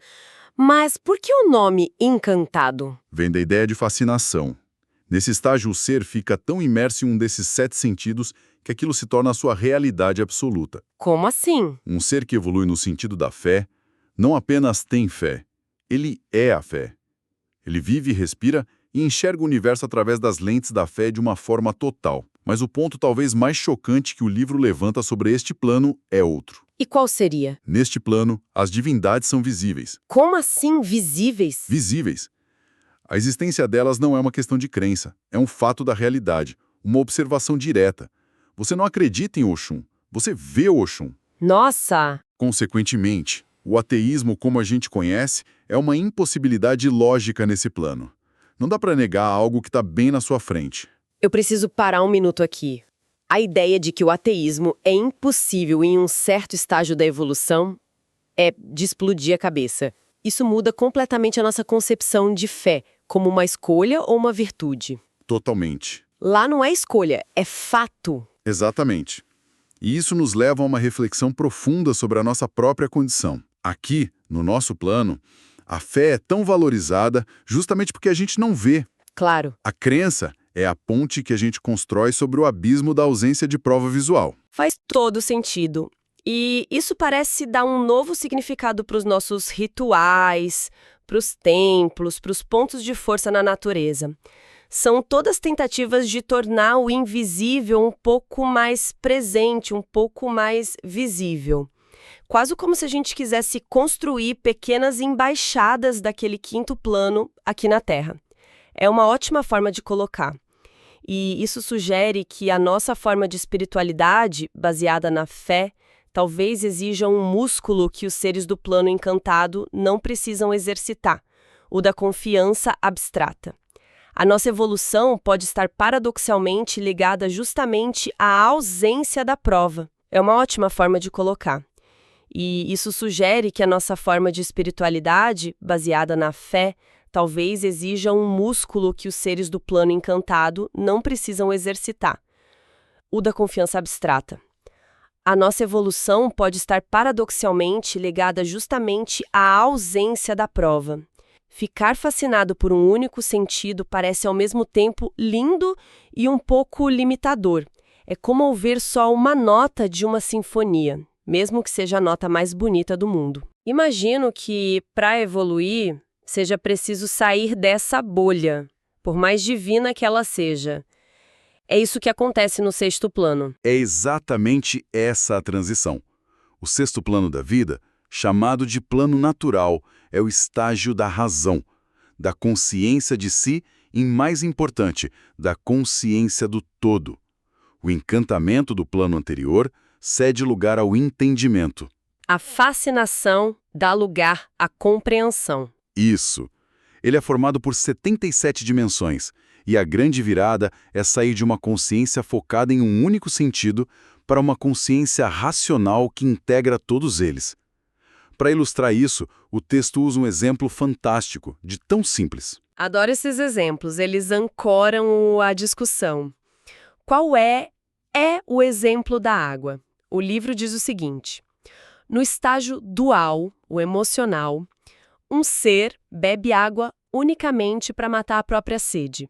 É uma ação puramente instintiva e autocentrada. Ok, sobrevivência básica.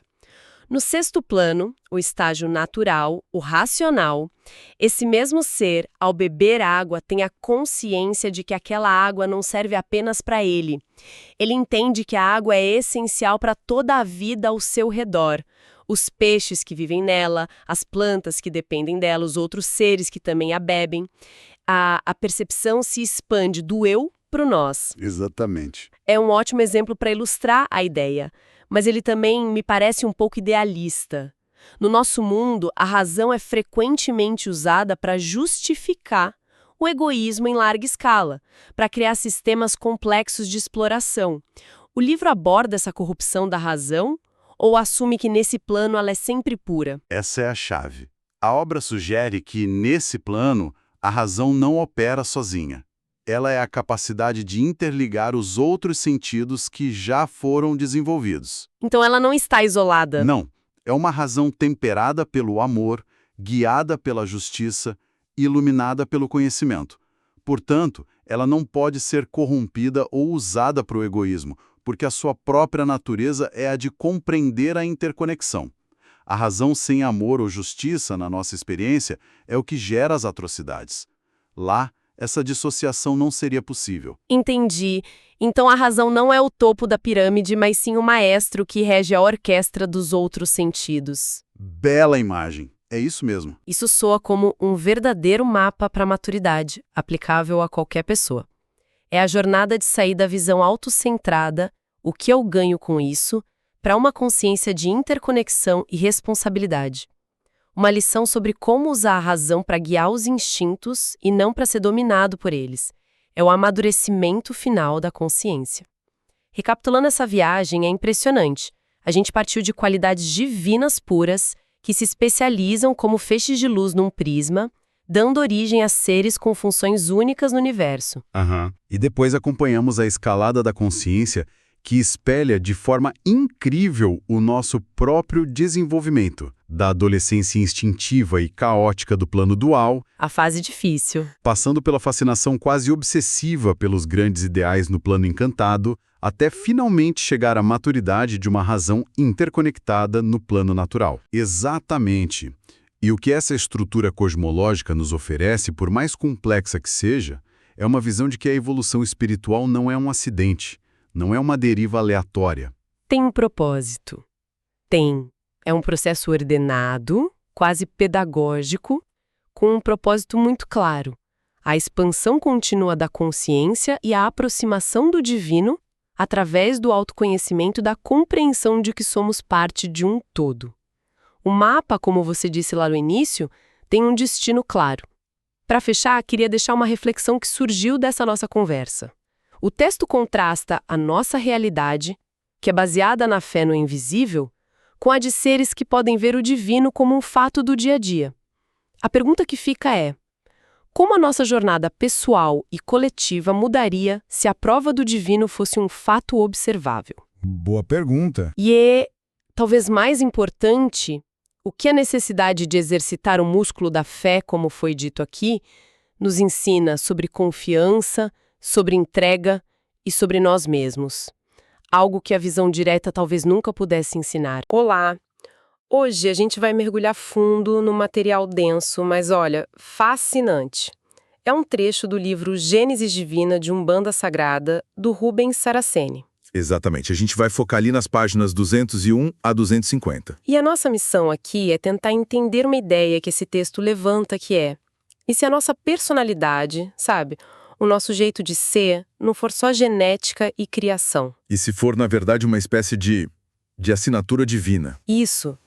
É uma pergunta que muda tudo. Muda a forma como a gente se vê. E a obra faz isso em 2 passos. Primeiro, ela dá um mapa do cosmos, a teogonia. E logo depois, ela ensina a gente a achar o nosso lugar nesse mapa com um conceito chamado androgenésia. Exato. É a nossa herança divina. Bom, então vamos começar por esse mapa. A primeira coisa que o texto faz, e ele bate o pé nisso, é dizer que a Umbanda não é politeísta. Tem um criador único, Olorum. Então, onde os orixás entram nessa história? Olha, a analogia que a obra usa é fantástica. Pensa em Olorum como se fosse uma luz branca puríssima, a fonte de tudo. Certo. Os orixás seriam como prismas perfeitos que decompõem essa luz nas 7 cores fundamentais do universo. Ah, boa! Então, cada orixá é uma qualidade pura de Deus.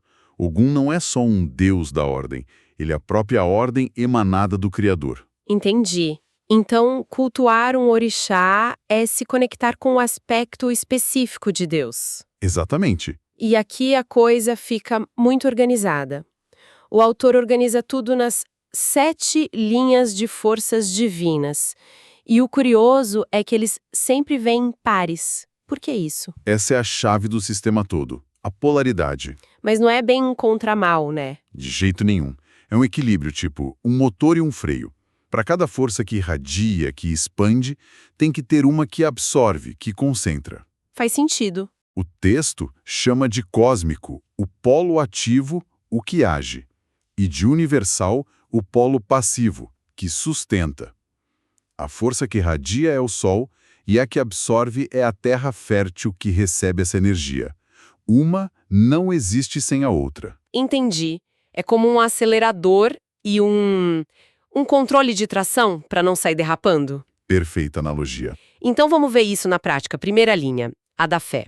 O par é Oxalá e Logunã. Como eles funcionam juntos? Exatamente como o seu acelerador e controle.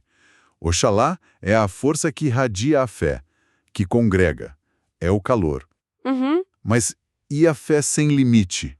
Vira fanatismo. Aí entra Logunã, que é o tempo. Ela é o frio que condensa, que paralisa os excessos, que bota o pé no freio. Um aquece, o outro esfria. E aí mantém o equilíbrio. Perfeito. Ok, faz muito sentido. E na linha do amor, que vem depois, com Oxum e Oxumaré. A lógica é a mesma? Mesmíssima. Oxum é aquela força magnética do amor que une, que concebe, que cria. É o começo de tudo, da união. Sim. Mas para esse amor não ficar estagnado, possessivo, aí vem Oxumaré, que é a renovação. É a beleza que se refaz, sabe? O arco-íris depois da chuva. Oxum une, Oxumaré renova o que foi unido. Fantástico. Então não é uma lista de deuses, é um sistema de... De funções cósmicas. É um sistema. E seguindo essa lógica, na linha do conhecimento, temos Oxóssi e Obá. O livro fala de Oxóssi como o caçador de ideias. Eu imagino, sei lá, um pesquisador sempre buscando algo novo. É uma ótima imagem. Mas e a Obá? Como ela entra aí? Bom, se Oxóssi é o pesquisador que coleta 1000 dados, Obá é quem faz ele sentar e analisar um desses dados no microscópio por horas. Ah, o foco. Exato. Ela é a concentração, a internalização. Sem Obá, O conhecimento de Oxóssi seria muito amplo, mas superficial. Oba traz a profundidade. É a dupla da busca e da maestria. Entendi. O sistema ele é muito engenhoso. E as outras linhas seguem esse mesmo padrão, né? O mesmo. Na justiça, Xangô é a razão, o equilíbrio. E Ouro-Iná é o fogo que consome injustiça. Certo. Na lei, Ogum é a estrutura, a ordem. E Ansan é o movimento, a direção que aplica a lei. Uhum. Na evolução, Obaluayê é a transmutação de um estado para o outro. E Nanã é a decantação, a sabedoria que o tempo traz. E por fim, na geração, Iemanjá é a criatividade que gera a vida, e Omulu é a força que paralisa o que atenta contra ela. É um grande relógio cósmico, cada engrenagem com a sua contraparte para garantir que tudo funcione direitinho. Exato. Nada está solto, nada é por acaso. Ok, essa arquitetura divina é incrível, mas parece algo tão distante, né? Tão cósmico. A pergunta que fica é: o que eu, aqui, no meu dia a dia, tenho a ver com isso tudo? E é aí que o autor, lá pela página 241, joga a bomba. É aí que entra a androgenésia. Exatamente. É nesse ponto que o mapa cósmico vira um mapa pessoal. A ideia é radical. O texto diz que todo ser humano, na sua origem espiritual, foi gerado a partir de uma dessas 7 radiações. Como assim gerado? Fomos fatorados, é a palavra que o livro usa, em uma dessas qualidades divinas. Essa é a nossa tal hereditariedade divina. Fatorados. Quer dizer, é como se a gente recebesse um carimbo na alma na hora da criação. É uma ótima forma de pensar. Quer dizer que a nossa essência, o nosso sistema operacional, foi programado com as características do orixá daquela irradiação. Então, se alguém foi gerado na irradiação da lei, Sua natureza mais íntima vai vibrar na frequência da ordem, da retidão de Ogum.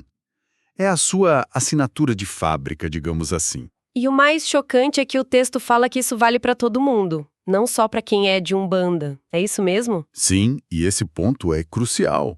A fonte argumenta que isso transcende cultura, religião, tudo. Pode ser alguém na China, no Brasil, não importa.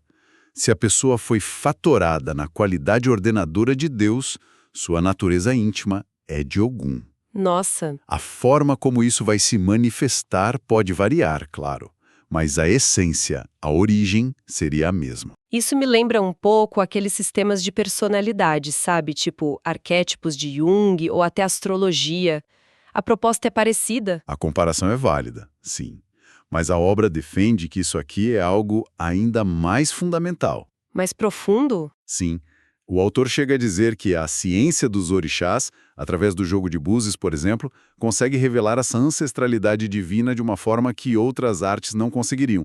A alegação é que os búzios identificam esse fator original, a qualidade de Deus que nos deu origem. Entendi. E para deixar isso mais concreto, o livro dá um exemplo bem prático lá na página 250, usando Ogum e Ansan. Exato, da irradiação da lei. Ele descreve as pessoas de Ogum como irredutíveis e que tentam se impor a todo custo, e as de Ansan como emotivas que, se não se impõem, revoltam-se. Como é que a gente conecta isso com a teogonia que a gente falou antes? A conexão é direta. Se Ogum é a própria essência da ordem, da retidão, sua natureza é o quê? É firme, reta, inabalável. Uhum. Então faz todo sentido, dentro dessa lógica, que seus filhos, as pessoas fatoradas nessa energia, manifestem essa busca por ordem e firmeza, às vezes de um jeito bem impositivo. Nossa, quem não conhece alguém assim, né?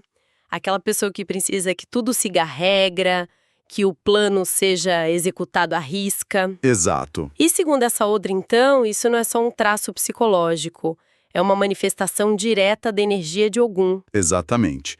E com Yansan, o mesmo raciocínio. Ela é o orixá do movimento, da direção. É uma força que nem o vento, passional, dinâmica. Certo. Então os seus filhos manifestam essa natureza. E o que acontece quando você tenta barrar o vento? Ele vira um redemoinho. Se o movimento dessas pessoas é bloqueado, a energia se volta para dentro e explode em revolta, como o texto descreve. Entendi. A característica da pessoa é um reflexo direto da natureza da força divina. Perfeito. Mas isso levanta uma questão importante. A gente não corre o risco de usar isso como uma desculpa, tipo, eu sou assim mesmo, estourada, sou de Ansan, não tenho o que fazer. Esse é o perigo. E a obra, ela adverte contra isso. O objetivo desse conhecimento não é ser um carimbo que te aprisiona. É o contrário. É um ponto de partida. Exatamente, um ponto de partida para o autoconhecimento. É como receber um mapa das suas tendências naturais. Sabendo que você tende à imposição, como no caso de Ogum, você ganha uma ferramenta para policiar esse impulso, para aprender a ser firme sem ser autoritário. É um guia para a evolução, não uma sentença. Isso. Então, no fim, a gente tem um sistema de duas partes que se encaixam perfeitamente. De um lado, esse mapa das forças do universo, as 7 linhas. As qualidades de Deus em ação. E do outro, a ideia de que cada um de nós nasce com um GPS interno apontando para uma dessas forças, o que define a nossa essência. É essa a grande sacada do texto. É essa a grande sacada. A teogonia e a androgênese são inseparáveis nesse sistema. Uma descreve as leis universais. A outra explica como essas mesmas leis se manifestam dentro de cada um de nós. E a mensagem final é que o ser humano não está separado do divino. De forma alguma. Ele é uma centelha, uma manifestação direta de uma qualidade de Deus. E o que me chama a atenção é a linguagem quase científica que o autor usa. Fatores, ondas, polaridades, para descrever uma realidade espiritual. Sugerindo um universo ordenado, inteligente. E profundamente interconectado. A grande virada de chave que a obra propõe, então, é que a nossa personalidade não é aleatória. Aquela nossa teimosia em organizar tudo, ou a necessidade de sempre aprender algo novo, Pode não ser só um traço psicológico. mas um eco direto de uma força cósmica. É como descobrir que nosso sistema operacional foi programado por uma das 7 energias primordiais. Exatamente. E isso nos deixa com uma reflexão, né? A partir do que a gente viu aqui no material. Pois é. A fonte sugere que nossos traços mais profundos não são acidentes biológicos ou construções sociais, mas uma herança divina. Então, fica o convite para uma autoanálise. Se olharmos para nossas próprias características dominantes, sei lá, uma necessidade por ordem, uma paixão pelo conhecimento, um impulso para criar, o que isso poderia nos dizer sobre a nossa ancestralidade divina? Qual seria a força universal que talvez estejamos aqui para manifestar, para aprender a equilibrar e, no fim das contas, para aperfeiçoar? Sabe aquela vontade que bate de vez em quando de entender por que a gente é como a gente é? Quem nunca caiu, sei lá, na toca do coelho dos testes de personalidade na internet? Ou deu aquela espiada no horóscopo pensando, será? Né? A gente vive nessa busca por se entender. E as fontes que a gente analisou hoje levam essa ideia assim, para um nível totalmente cósmico. Elas falam de uma herança espiritual, um tipo de DNA divino que viria dos orixás. Então hoje a gente vai mergulhar num trecho bem específico do livro Gênese Divina de Umbanda Sagrada. Mais precisamente, das páginas 251 a 300. A ideia é explorar como essa suposta herança divina moldaria não só quem a gente é, mas o jeito como a gente reage ao mundo. A fonte usa um termo que eu sinceramente nunca tinha ouvido: androgenese. O que exatamente isso significa nesse contexto? Então, essa palavra é o ponto de partida de tudo. Androgenísia, segundo a obra, é basicamente o estudo da nossa hereditariedade divina. A ideia central é que lá na nossa origem, bem no comecinho, a gente foi fatorado. Essa palavra, fatorado, soa meio técnica, mas a imagem é simples. Pensa num carimbo. Como se, no momento da nossa criação, a nossa alma recebesse um carimbo divino que define a nossa essência. Se o seu carimbo foi o da justiça, por exemplo, essa vai ser a sua vibração fundamental. Um carimbo na alma, exato. E o ponto mais importante que o texto ressalta é: isso não é só para um bandista, sabe? É apresentado como uma característica universal, uma qualidade de Deus que se manifesta em todo mundo, não importa a fé. Gostei da imagem. Então é como se todos tivéssemos um tema principal que rege a nossa personalidade? E o livro, pelo que eu vi, organiza isso em pares de orixás, né? Com polaridades diferentes. Isso. Vamos começar a desempacotar isso. O primeiro par que a fonte aborda é o da justiça. Xangô e Oruiná, que também é chamada de Ejunitá. Exatamente. E a dinâmica entre eles é fascinante. O livro descreve Xangô como o polo passivo, o polo magnético. Ele é a razão pura, o equilíbrio ou ponderação, é a imagem clássica da balança da justiça. Certo. Já Oroiná, ou Ejunitá, é o oposto total. É o polo ativo cósmico. Ela é o fogo que consome e purifica tudo que está desequilibrado. Ela não pondera, ela age. Nossa. Então a justiça divina nessa visão opera nessas duas frentes. A da razão que equilibra e a do fogo que consome o erro. E como isso se traduz nas pessoas? Nos tais filhos regidos por eles. Imagino que devam ser bem diferentes um do outro. Completamente. O texto descreve os filhos de Xangô como pessoas naturalmente centradas, com um senso de justiça muito forte, que pensam muito antes de agir. Mas o lado negativo dessa retidão toda é o orgulho, a inflexibilidade. Sabe aquela pessoa que tem uma dificuldade enorme em admitir que errou? Pode ter um pezinho aí? Sei bem como é. Por outro lado, as filhas de Oruiná são passionais, emotivas ao extremo, explosivas, uma energia de altíssima voltagem. Quando essa energia está equilibrada, ela é purificadora, renovadora. Mas, em desequilíbrio, ela queima tudo ao redor. Acho que todo mundo tem um pouco desse Xangô teimoso, em alguns dias, achando que a nossa justiça é a única que vale.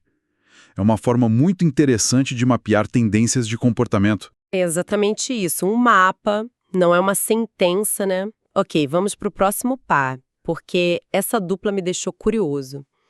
Fé e tempo. A fonte chama Oxalá de Sol da Vida e Logunã de Gélido Tempo. Que contraste! É um contraste poderoso.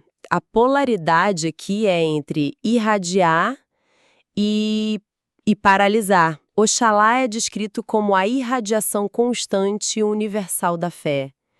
Ele estimula, aquece, congrega. Ele é o sol. Logunã, por sua vez, é o orixá do tempo.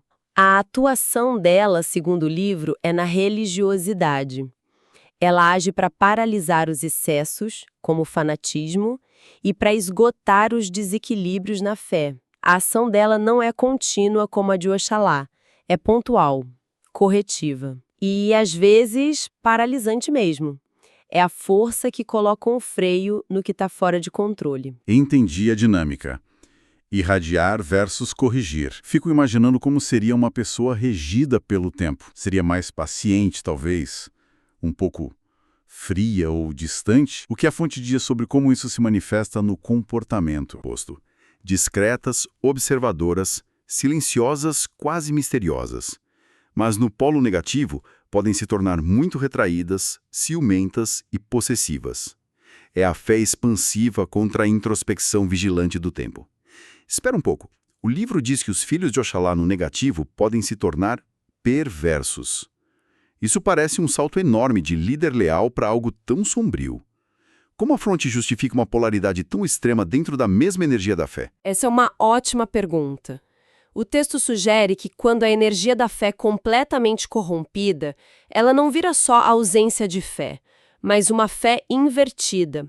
O orgulho de se sentir o portador da luz pode levar a um tipo de manipulação e a um sentimento de superioridade tão grande que a pessoa se sente no direito de subjugar os outros em nome de uma suposta verdade. É a semente do fanatismo, da tirania. A queda, nesse caso, é proporcional à altura do dom. Faz todo sentido. É um alerta poderoso. Vamos ver mais um par para fechar essa ideia.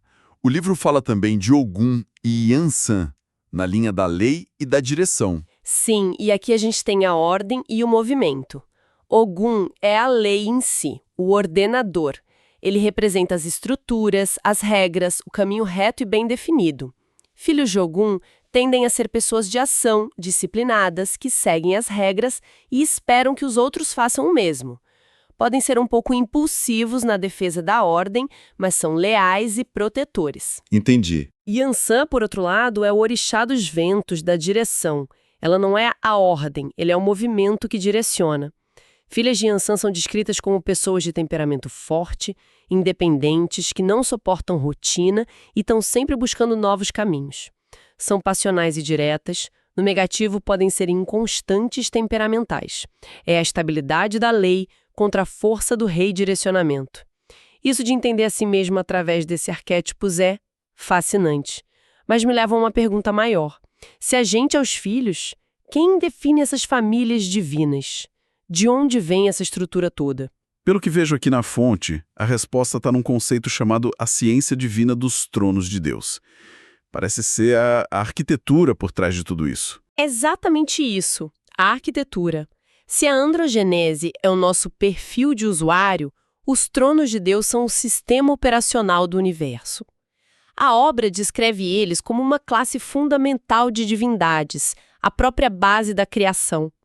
Eles não são orixás no sentido que a gente conhece, mas algo anterior, as inteligências divinas que sustentam os diferentes estágios da evolução. E a página 280 descreve uma hierarquia, quase uma escada, que parece uma jornada da consciência. Como é que funciona isso? A analogia da escola cósmica que a fonte sugere é perfeita aqui. Os tronos fatorais são tipo o berçário. Ali, segundo o texto, somos só centelhas vivas, sem consciência nenhuma, só existindo. Ok. Depois, nos tronos essenciais e elementais, é como se a gente fosse para o jardim de infância cósmico. Já temos uma forma primordial, mas agimos por puro instinto, de forma virginal, sem noção de certo e errado. E a cada série que a gente avança, passando por tronos duais, encantados, naturais, a consciência se torna mais complexa, até a gente chegar no ponto crucial da nossa história. E que ponto é esse? O texto menciona algo que me deixou bem intrigado. Em um determinado estágio, o ser destinado à humanidade recebe um sopro sétipo e é desviado da evolução natural para começar o ciclo de encarnações na Terra. Por quê? Por que esse desvio? Parece um contratempo. Parece, né? Mas a fonte apresenta de outra forma, conectando com a parábola do filho pródigo. Esse desvio não é um castigo, mas uma escolha de caminho. A experiência humana, com o livre-arbítrio, é descrita como um estágio intensivo e fundamental. É aqui que a consciência é forjada de verdade, através da escolha, do erro, da dor e da busca consciente por retornar à casa do Pai. Nossa!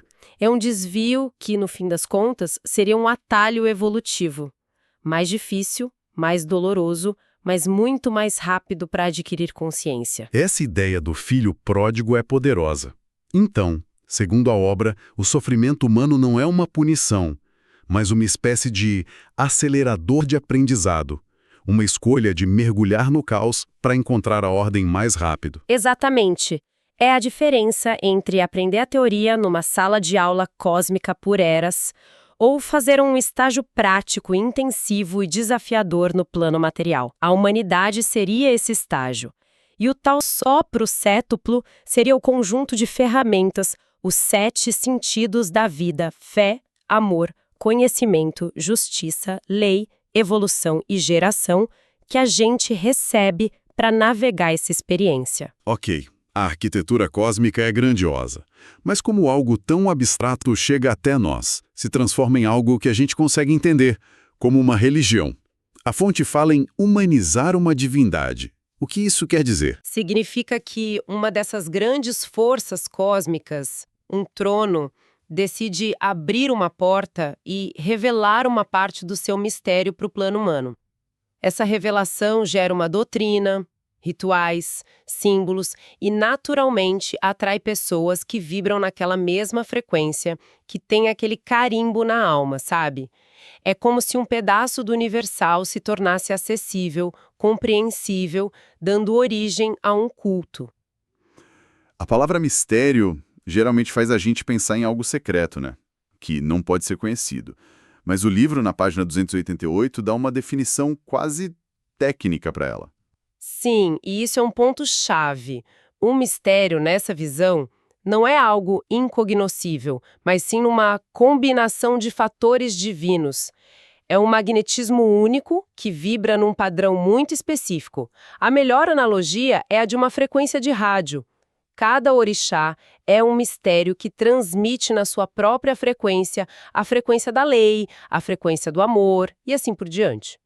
A nossa fé, a nossa prece, um ritual, são as formas que a gente tem de sintonizar o nosso rádio mental com aquela frequência específica para captar a irradiação. E aqui a coisa fica ainda mais organizada e, para ser sincero, bem impressionante. O livro descreve uma espécie de grade divina, uma matriz. Fala de radiações verticais que cruzam com faixas vibratórias horizontais. Parece até matemática. É quase isso. E aqui a fonte propõe algo que parece menos um panteão de deuses e mais uma planilha divina, uma matriz. Cada orixá principal é uma coluna, uma força fundamental. Ogum é a coluna da lei. Aí você tem 7 linhas horizontais, que são as grandes áreas da vida, os 7 sentidos: fé, amor, conhecimento, justiça, etc. Certo. Onde a coluna lei de Ogum cruza com a linha fé, você tem um especialista, o Ogum da fé. Onde a coluna lei cruza com a linha amor, surge o Ogum do amor.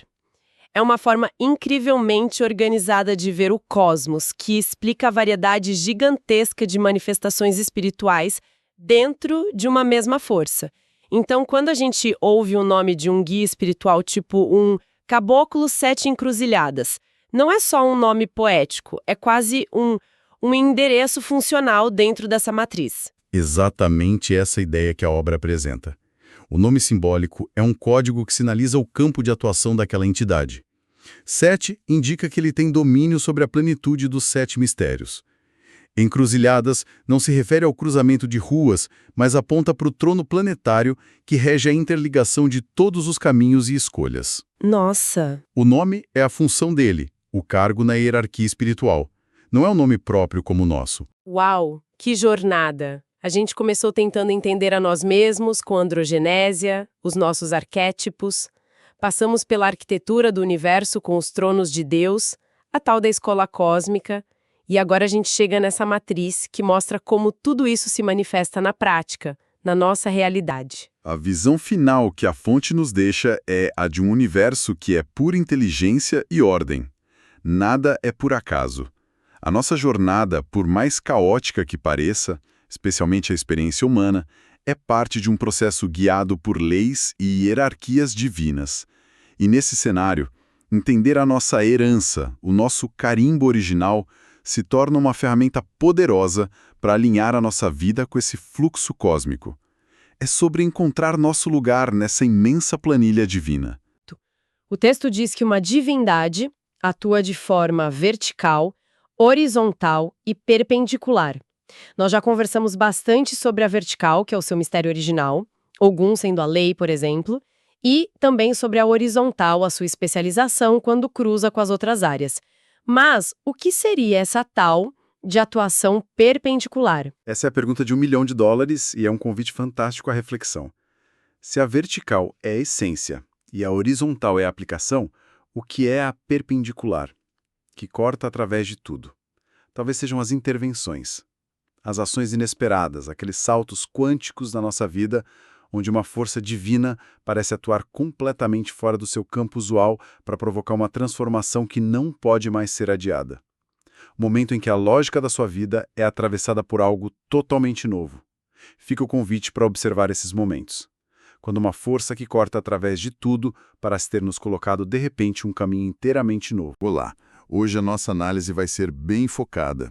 Mergulho num trecho específico do Gênese Divina de Umbanda Sagrada do Rubens Saraceni. Isso mesmo. A gente vai pegar ali das páginas 301 a 350. Exato. A ideia aqui é tentar desvendar a engenharia por trás da criação, pelo menos segundo a visão da obra, né? Vamos falar de magnetismo dos orixás, correntes eletromagnéticas. Conceitos que parecem super abstratos? Pois é. A nossa missão hoje é pegar o que soa como uma física teórica, bem complexa, e entender como isso pode se aplicar, de um jeito prático, na nossa vida. Olha, eu diria que esse trecho é quase como entrar na sala de máquinas do universo. O autor convida a gente a sair um pouco da superfície da fé, sabe? E olhar os mecanismos. Exato, olhar como a coisa funciona. A gente vai explorar a física divina, que, segundo ele, sustenta os mistérios. Ver como o sagrado e, de certa forma, a ciência se encontram para explicar o como as coisas acontecem. Ok, então vamos lá, vamos começar a desvendar isso. O texto já começa quebrando uma ideia que, para mim, parece muito comum. Qual seria? A de que a nossa relação com uma divindade é de um jeito só, sabe? Uma via única. E ele propõe que não, que existem, na verdade, 4 campos de atuação. 4 jeitos diferentes dessa conexão acontecer. Isso, e essa distinção é a chave para entender todo o resto. O primeiro campo, que é o mais familiar para a maioria, é o campo religioso. O da fé, imagina. Exatamente. É a via da devoção pura. É quando a gente se conecta pela oração, pelo sentimento de adoração, sem necessariamente pedir algo específico em troca. É mais uma comunhão, então. Perfeito, é uma comunhão, é tipo a relação de confiança, sabe? Baseada na fé. Certo, essa imagem é bem clássica.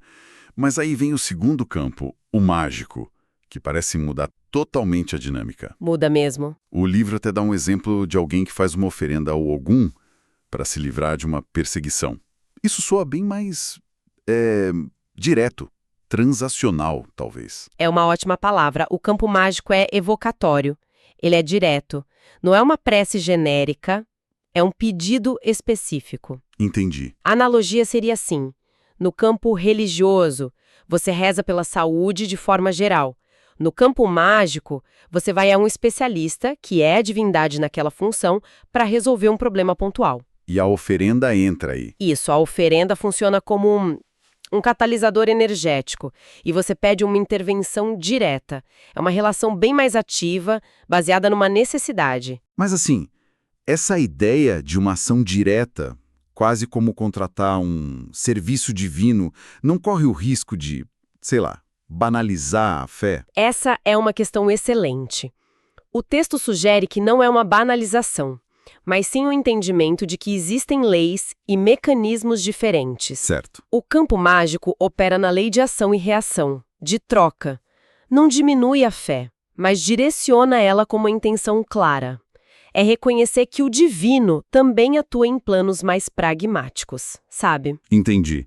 E isso é diferente do terceiro campo, o teúrgico? Muito diferente. Peraí, um campo mágico para uma intervenção específica e um campo teúrgico para reequilibrar forças. Na prática, qual a grande diferença? Não são ambos intervenções diretas? A diferença está na escala e na origem do comando. A magia, como descrita ali, pode ser evocada por uma pessoa para uma questão pessoal. Ok, do indivíduo para o divino. Isso. A teurgia ou a magia divina é uma ação que vem de cima para baixo. É uma hierarquia superior restaurando uma ordem que foi quebrada em larga escala. Não é um indivíduo pedindo. Ah, então é o próprio sistema se ajustando. Exatamente. Pensa num processo de magia negativa que saiu do controle e está afetando um grupo, uma comunidade. A teurgia seria a intervenção de uma esfera superior para anular e reequilibrar aquilo. É uma ação corretiva do próprio cosmos. Entendi. Então, o mágico é micro, pessoal, o teúrgico é macro, sistêmico. E o último, o campo divino. Esse parece o mais abstrato de todos. E o campo divino é a atuação da divindade como uma lei universal, impessoal, onipresente. É a força que sustenta a existência. Tipo a lei da gravidade? A analogia do livro é perfeita. É o Sol. O Sol não brilha para uma pessoa específica. Ele brilha para o planeta inteiro. Ele sustenta a vida sem distinção. A divindade nesse campo é a própria força da natureza atuando o tempo todo em tudo, quer a gente perceba, quer não. Fascinante essa ideia dos campos. E sugere que existe um sistema, regras por trás de tudo. E aí eu pergunto, o livro chega a descrever a mecânica disso tudo? Como essas forças operam de fato? Chega. E é aí que a leitura fica assim bem intensa. O autor apresenta o que a gente poderia chamar de física da criação. Física da criação, gostei disso. O conceito central é a dupla polaridade. Ele diz que tudo no universo é sustentado por duas forças primordiais. Uma é a irradiação do polo universal, que ele chama de passivo ou positivo. Certo. Pensa nisso como uma emissão de energia contínua, estável. Uma fonte que jorra sem parar. Ok, uma energia constante, linear. Exato. A outra força é a do polo cósmico, que ele chama de ativo ou negativo. Essa já não é contínua, ela é alternada, vibratória, pulsante. Ela absorve e devolve energia em ciclos. Então temos uma fonte e uma onda, basicamente. E o que acontece quando elas se encontram? É nesse encontro que a realidade é tecida. A obra descreve uma estrutura fundamental.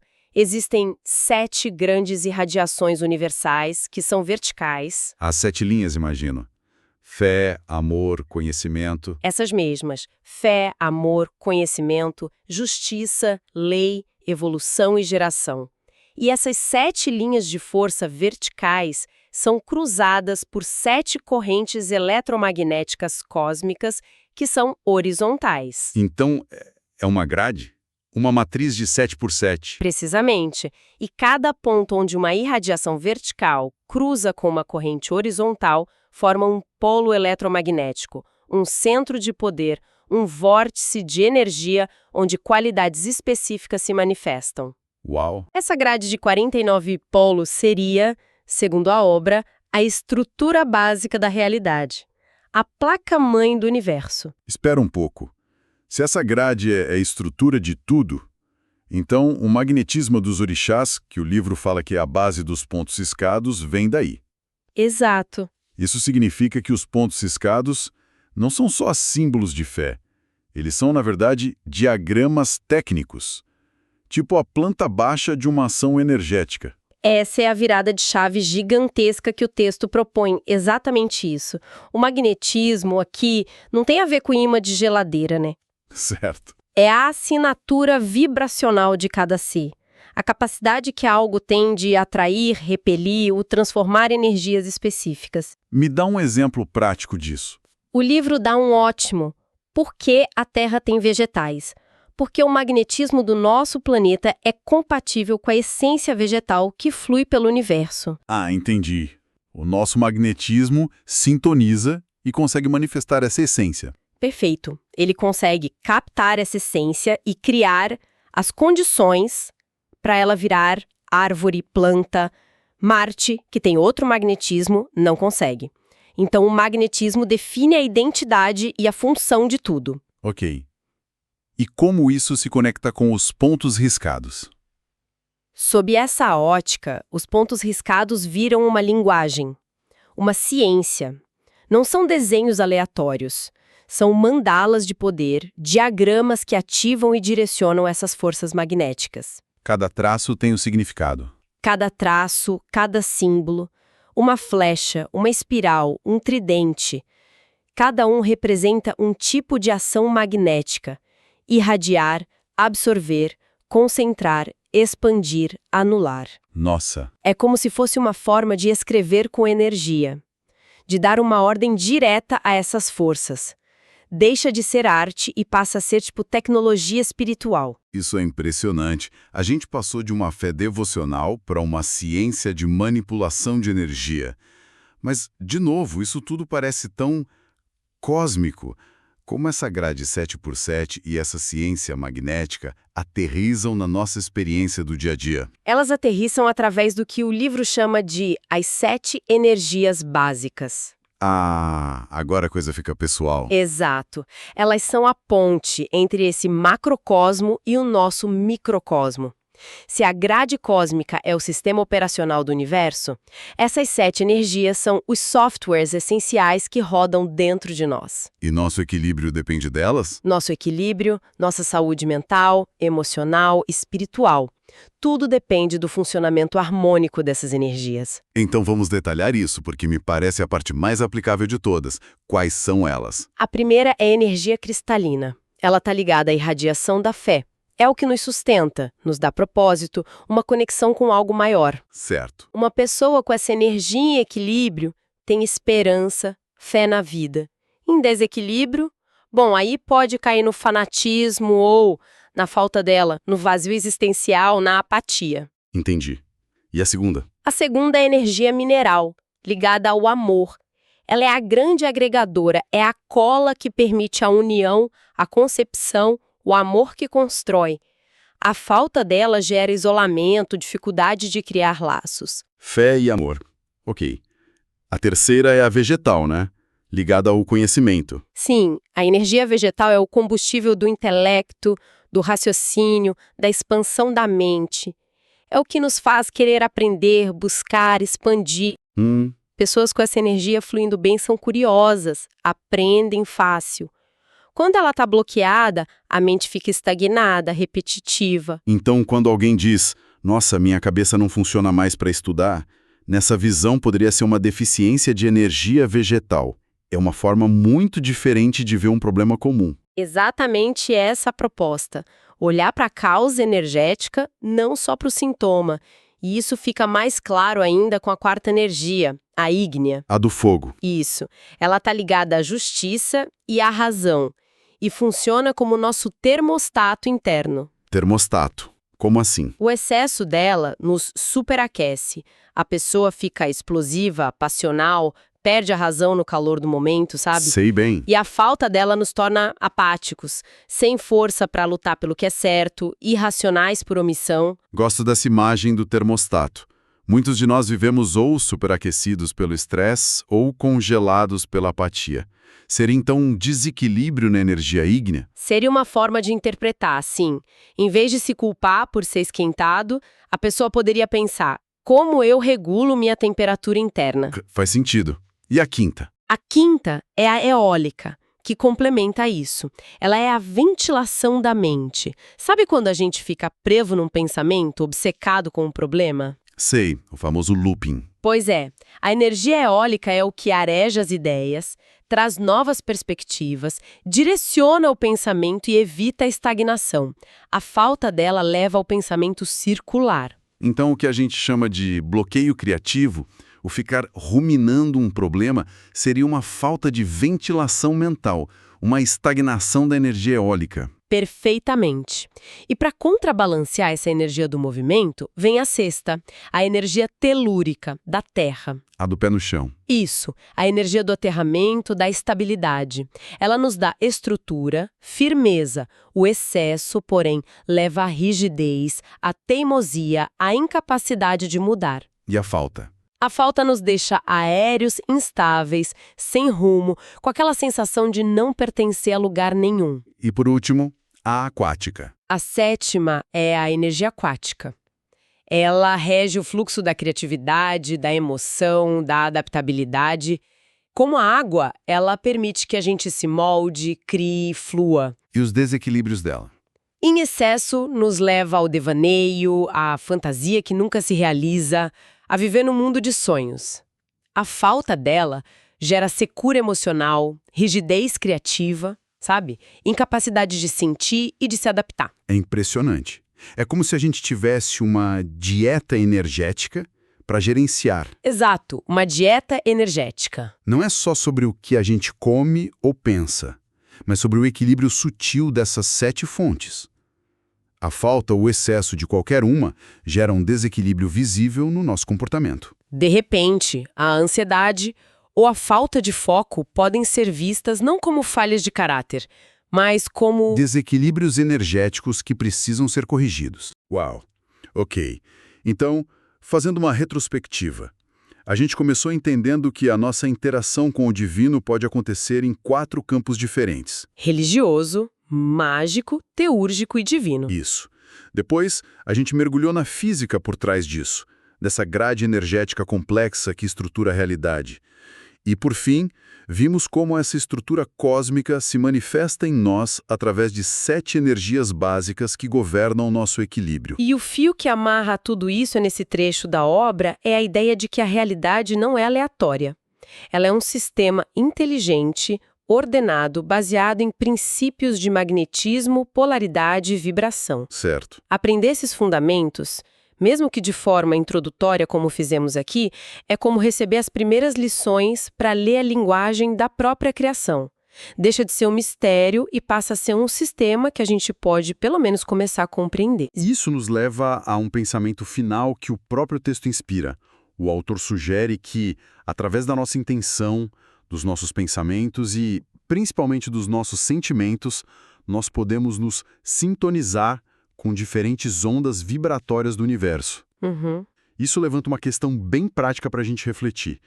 Se os nossos sentimentos funcionam como o sintonizador de um rádio cósmico, em qual estação a gente está passando a maior parte do nosso dia? Boa pergunta. E, consequentemente, que tipo de energia, talvez sem nem perceber, a gente está atraindo e absorvendo para a nossa vida? Sabe aquela pergunta que, assim, todo mundo se faz uma hora ou outra, por que certas pessoas nascem com uma inclinação quase magnética para a religião, enquanto outras parecem programadas para a lógica da ciência ou para a criatividade da arte, né? Isso. A gente joga palavras como vocação ou talento para explicar, mas e se for algo mais fundamental? E se cada um de nós viesse com uma espécie de planta baixa energética? Uma matriz que define a nossa essência desde o começo. É uma questão que mexe com a gente, né? Porque ela toca no ponto central de quem somos. E a nossa conversa de hoje vai mergulhar de cabeça numa teoria que propõe exatamente isso. Pois é. E para entender essa ideia, a gente se debruçou sobre um material muito específico. O livro Gênese Divina, de Umbanda Sagrada, do Rubens Saraceni.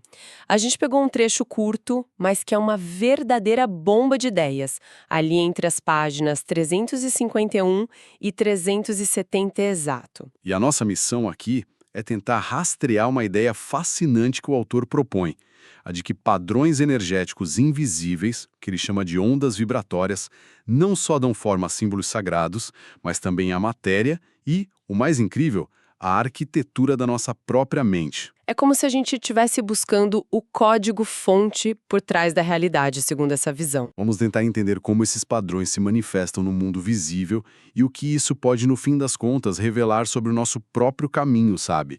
Sobre por que certas coisas fazem sentido para nós e outras não. É uma viagem do símbolo à alma. Ok, vamos começar a desembrulhar isso. O ponto de partida do texto são os famosos pontos riscados da Umbanda. Certo. Para quem olha de fora, podem parecer só uns desenhos enigmáticos, cheios de setas, cruzes, curvas, mas a fonte vira essa ideia de cabeça para baixo. Totalmente. O autor argumenta que eles não são arte, são ciência, diagramas de uma ciência divina. E o que é fascinante aqui é a palavra-chave, funcional. Exatamente. Nessa perspectiva, os símbolos não são meras representações, eles são ferramentas. Isso, ferramentas. O texto os descreve como diagramas, que mostram a forma e o fluxo de energias específicas. É quase como olhar para a planta de um circuito elétrico, sabe? Onde cada linha e cada curva tem um propósito definido. Conduzir, ampliar, cortar ou transformar uma corrente. Isso mesmo. São tipo equações visuais do universo espiritual. E ele já começa com um exemplo que deixa isso muito claro. A onda reta cristalina. Sim, essa onda está ligada à energia da fé. O texto mostra como ela é a base para o símbolo de entidades como os caboclos, 7 encruzilhadas. A lógica é simples e muito visual, né? É uma energia que se expande em linhas retas, se multiplicando. Como um feixe de luz que se abre para iluminar tudo. É, como você disse, um diagrama de circuito para a energia expansiva da fé. Só que aí vem o contraponto, que é onde a teoria ganha profundidade. Aí que fica bom. O livro apresenta a onda curva, que pertence à mesmíssima energia cristalina da fé. Mas a sua forma revela uma função Oposta. completamente oposta. Essa onda, que a gente vê nos símbolos dos caboclos 7 luas ou dos eixos 7 garfos, não serve para expandir.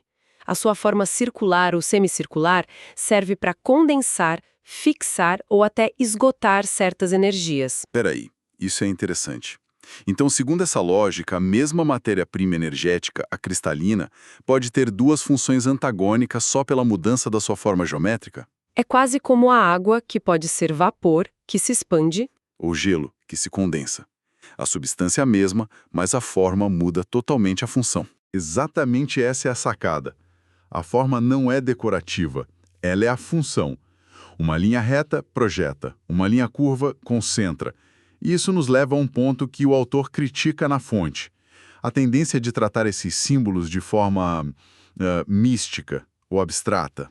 Sim, a proposta dele é sistemática, quase matemática. Ele está dizendo: parem de olhar para isso como um mistério indecifrável e comecem a ver como a manifestação de leis universais. Uma espécie de física espiritual. Exato. Certo. Então a grande virada de chave aqui é que um símbolo religioso, nessa visão, não é só uma metáfora. É literalmente um pedaço de tecnologia espiritual. Um diagrama de circuito para a realidade. E o mais impressionante é que, segundo o livro, essa tecnologia não se limita ao plano espiritual. Não mesmo. A parte que realmente me pegou na leitura foi quando o autor conecta isso diretamente com o mundo físico, com o que a gente pode tocar. É aí que a cabeça começa a dar um nó no bom sentido. Ele argumenta que essas ondas são um molde, a matriz para a criação material. E o exemplo que o livro usa é brilhante. As pedras preciosas. Pensa num rubi ou num diamante.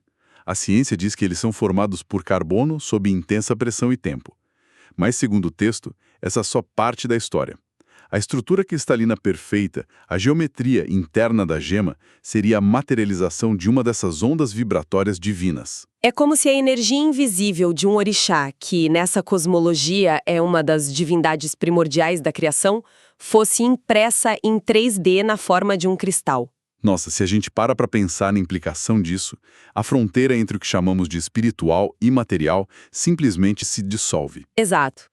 Tudo que existe, uma pedra, a estrutura de uma flor, um órgão no nosso corpo, passa a ser visto como uma manifestação visível, uma cristalização desses padrões. A mesma lei que desenha um ponto riscado também esculpe um quartzo. Isso é uma ideia radical. Quer dizer, então, que a diferença entre a minha fé, a estrutura atômica de um diamante e, sei lá, o desenho das nervuras na folha de uma árvore é só o grau de complexidade da impressão dessa mesma onda fundamental? De acordo com a fonte, sim. É uma questão de escala e densidade, mas o princípio arquitetônico é o mesmo. Isso levanta a pergunta inevitável. Se podemos ver esses padrões numa gema, se eles estão nos símbolos, onde mais podemos encontrá-los? E é exatamente aí que o autor leva a discussão para o nível mais pessoal e, para mim, mais impactante.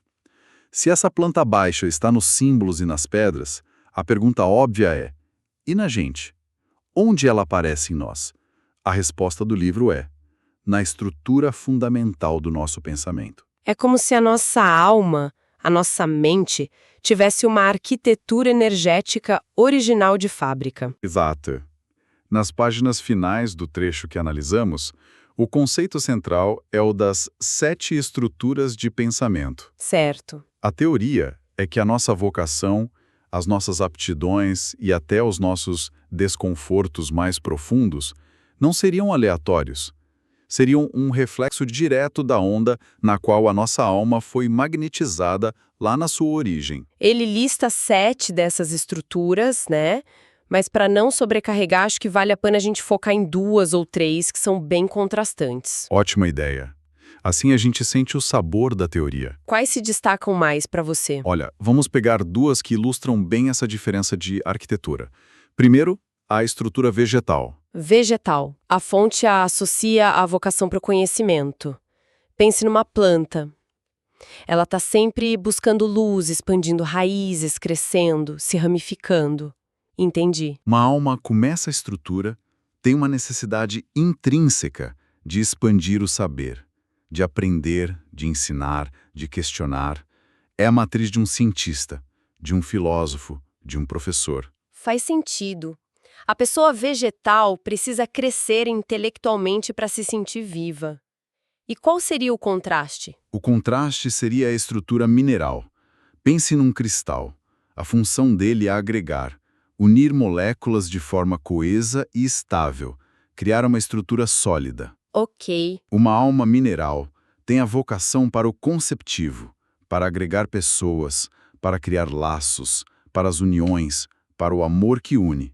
É a matriz de um diplomata, de um líder comunitário. De um terapeuta de casais, alguém cuja realização vem de construir pontes entre as pessoas. Exatamente. A fonte diz que existem outras 5, como a ígnea ligada à justiça ou a eólica ligada à ordem. Mas só com essas 2 já dá para ver como a planta baixa da alma pode ser radicalmente diferente. Ok, isso torna tudo muito mais prático. Vamos trazer para o dia a dia. Imagine a Ana, que tem uma estrutura vegetal forte. Ela é curiosa, devora livros, precisa de desafios intelectuais. Certo. Se você coloca a Ana num trabalho burocrático, repetitivo, onde ela faz a mesma coisa todo dia sem poder aprender ou criar nada novo, ela literalmente murcha. Ela vai se sentir frustrada, incompetente e talvez nem entenda o porquê. Ela não é incompetente. Ela só está plantada no solo errado. Exatamente. Agora pega o Bruno, como estrutura mineral predominante.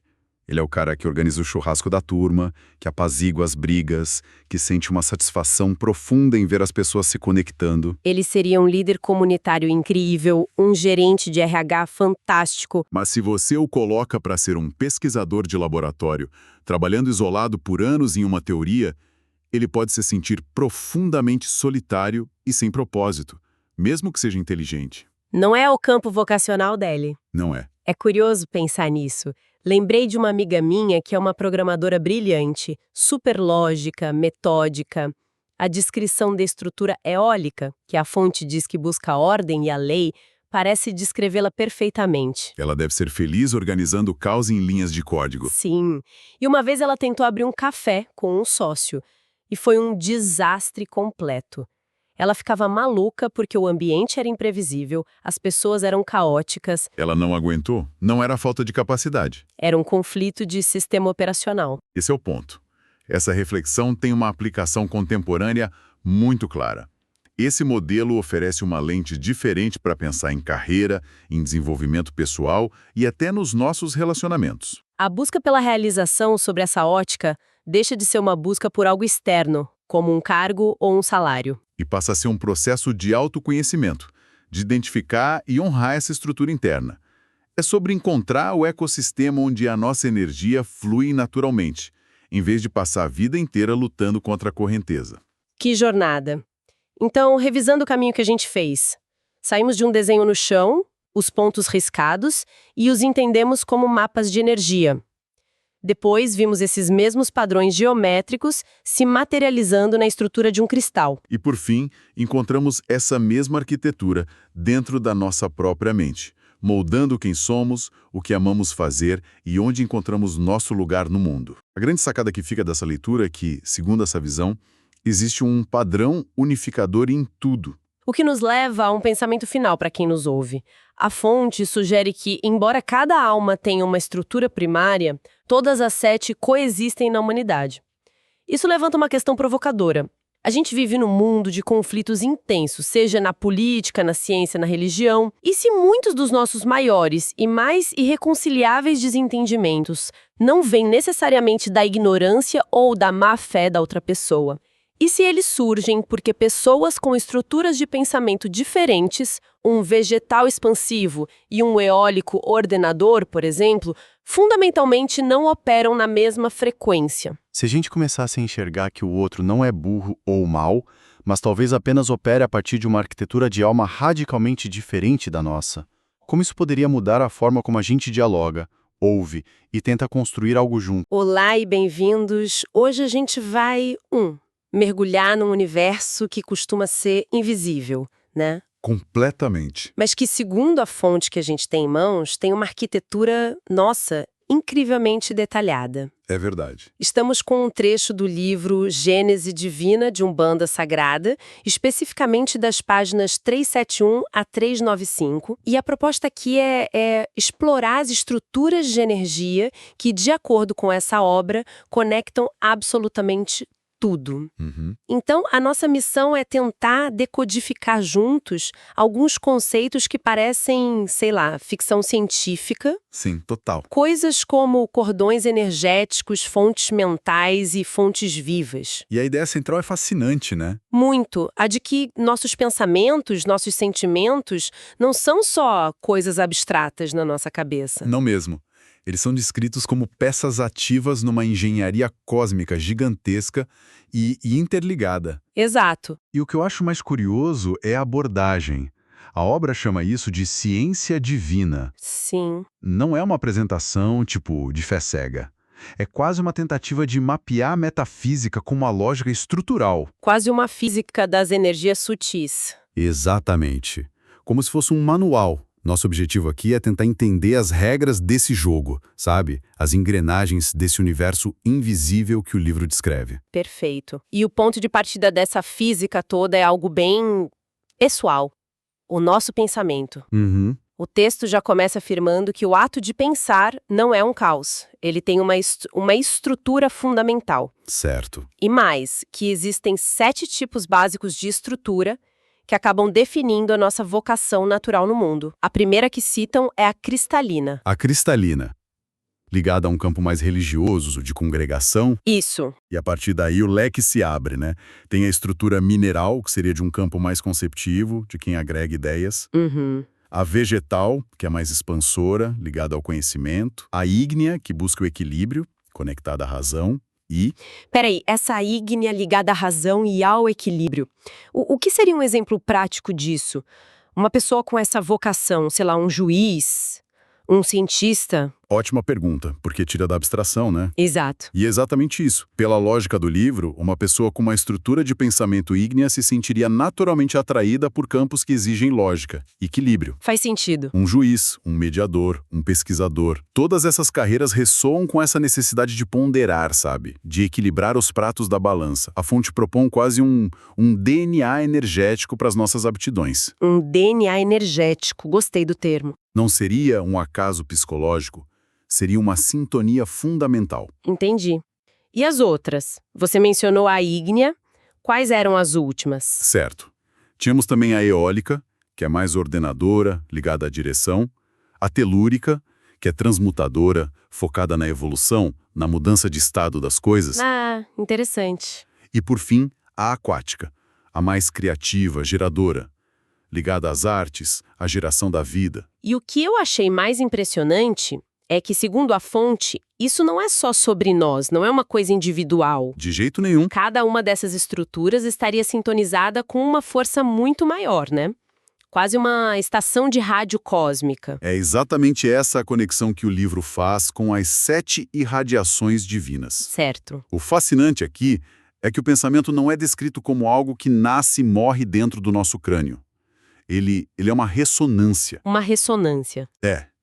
Uma pessoa com a tal estrutura vegetal não apenas gosta de conhecimento. Ela sintoniza com mais facilidade com a grande irradiação do conhecimento do universo. Entendi a analogia. É como ter um rádio perfeitamente ajustado para a frequência 98.7 FM. Você ouve a música com clareza, enquanto as outras são só ruído. Para outra pessoa, com outra sintonia, a 98.7 pode ser só chiado. E para tentar deixar isso mais palpável, o texto usa umas analogias bem... Inesperadas. Ah, sim! As frutas e os cristais. Exato. Ele conecta essas 7 estruturas com os sistemas de crescimento dos cristais, como o isométrico, e até com o formato de frutas como a carambola e o abacaxi. Confesso que aqui eu tive que reler. É um salto, né? O livro está sugerindo que nossos pensamentos têm uma forma literal, uma geometria. De certa forma, sim.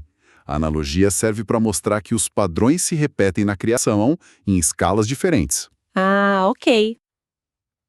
A mesma geometria divina que organiza as moléculas de um cristal de quartzo ou que dá a forma de estrela para a carambola seria um reflexo do padrão energético que também estrutura um tipo de pensamento. Então não é que meu pensamento parece um abacaxi. Não, claro que não.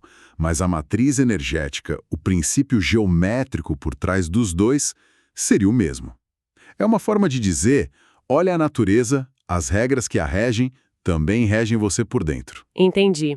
A ideia de uma ordem por trás de tudo, do micro ao macro. Ok, isso é bem profundo. Uhum. Agora, se os nossos pensamentos têm essa arquitetura toda definida, faz sentido que os sentimentos, que são mais fluidos, né? Mais dinâmicos. Sim, sejam os responsáveis por criar as pontes, as conexões, e é aí que o livro introduz a ideia dos cordões energéticos, certo? Exatamente. O pensamento estrutura, o sentimento conecta. A fonte descreve que nossos sentimentos criam, literalmente, conexões. Literalmente. Sim, um sentimento virtuoso, como uma fé inabalável, não é só uma emoção interna. Ele se projeta e pode forjar um elo, um cordão luminoso com o que o texto chama de estrela viva de uma divindade. Como um sinal de Wi-Fi. Perfeito. Um sinal de Wi-Fi tão potente e claro que estabelece uma conexão direta com o roteador, sem nenhuma interferência. E esse sistema tem uma dualidade, né? Não é só sobre criar conexões boas. De forma alguma. O livro apresenta as divindades e as irradiações com polos positivos e negativos. E aqui entra a parte da responsabilidade. Uhum. O mau uso de uma faculdade mental, por exemplo, usar a inteligência para enganar e prejudicar, projetaria uma onda energética que se conecta ao polo negativo da divindade que rege aquela faculdade. E qual a consequência disso? Um bloqueio. Um bloqueio daquela mesma capacidade na pessoa, segundo o texto. Ah, então é quase como uma lei da física energética. Não é um castigo moral. Você pegou o ponto central. Se você projeta uma energia desequilibrada, o sistema se reajusta e a consequência recai sobre a fonte. Exato. Não é descrito como castigo, mas como um mecanismo de reequilíbrio. O sistema busca homeostase. Se você usa mal a sua criatividade, por exemplo, essa fonte pode ser temporariamente bloqueada. Para que o desequilíbrio não se propague. Justamente. Isso levanta uma questão fundamental. O que significa ser energeticamente responsável pelas nossas emoções? Nossa, sim. Se cada sentimento intenso cria uma conexão real, então a gente não está só sentindo. A gente está o tempo todo construindo ou destruindo pontes. E essa construção é complexa. A fonte chega a classificar os tipos de cordões, e não são poucos. Não mesmo? Vamos pegar 2 para comparar, para ver se eu entendi bem. Existem os divinos, que nascem de sentimentos virtuosos. Como a fé que a gente falou. E existem os cósmicos, que se originam de sentimentos viciados. Esse segundo seria o quê? A energia de uma obsessão por alguém, um rancor que não passa? Exatamente isso. Um cordão divino é o elo luminoso de uma prece sincera, uma conexão que eleva. Já um cordão cósmico, vindo de sentimentos viciados, poderia ser essa ligação densa, persistente, criada por um ciúme doentio, um rancor. Que aprisiona e drena. Isso. Um constrói e nutre, o outro aprisiona e drena. E tem mais, né? O livro descreve outros, os naturais, que são curiosos. Ah, sim. Eles serviriam para escoar o excesso de energia que as pessoas geram sem um propósito, quase como um sistema de drenagem do universo. Um sistema de drenagem. Que imagem, para evitar inundações energéticas. Basicamente. E ainda tem outros mais intencionais, digamos. Sim, os 2 últimos tipos são bem específicos. Os magnéticos, que seriam projetados conscientemente por seres com um magnetismo pessoal muito poderoso. Para influenciar outros? Exato. E por fim, os mágicos, criados a partir de rituais, de magias, com a intenção clara de vitalizar ou desvitalizar algo. A complexidade dessa teia é espantosa. O texto até fala de seres que gerenciam milhares desses cordões. Sim, os seres cósmicos naturais.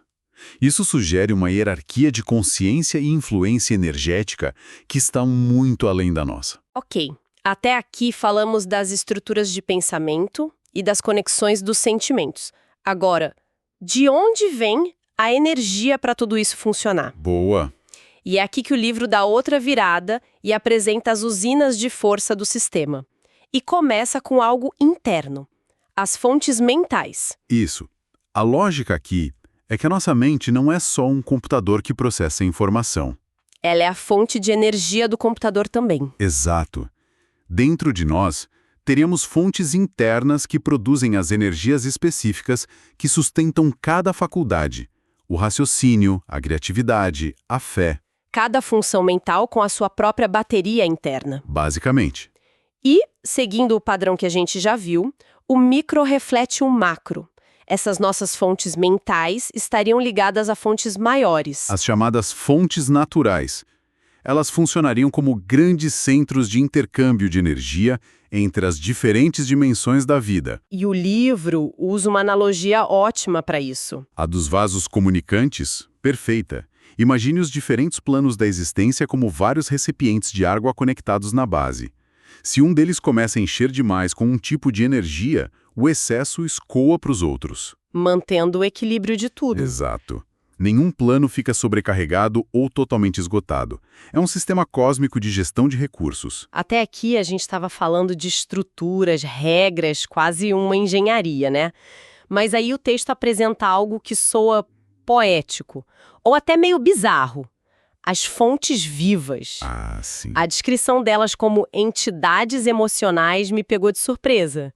O que a fonte quer dizer com isso exatamente? Essa é talvez a ideia mais exótica dessas páginas. Com certeza. As fontes vivas não são descritas como lugares, mas como seres, entidades formadas por emoções puras que ganham formas.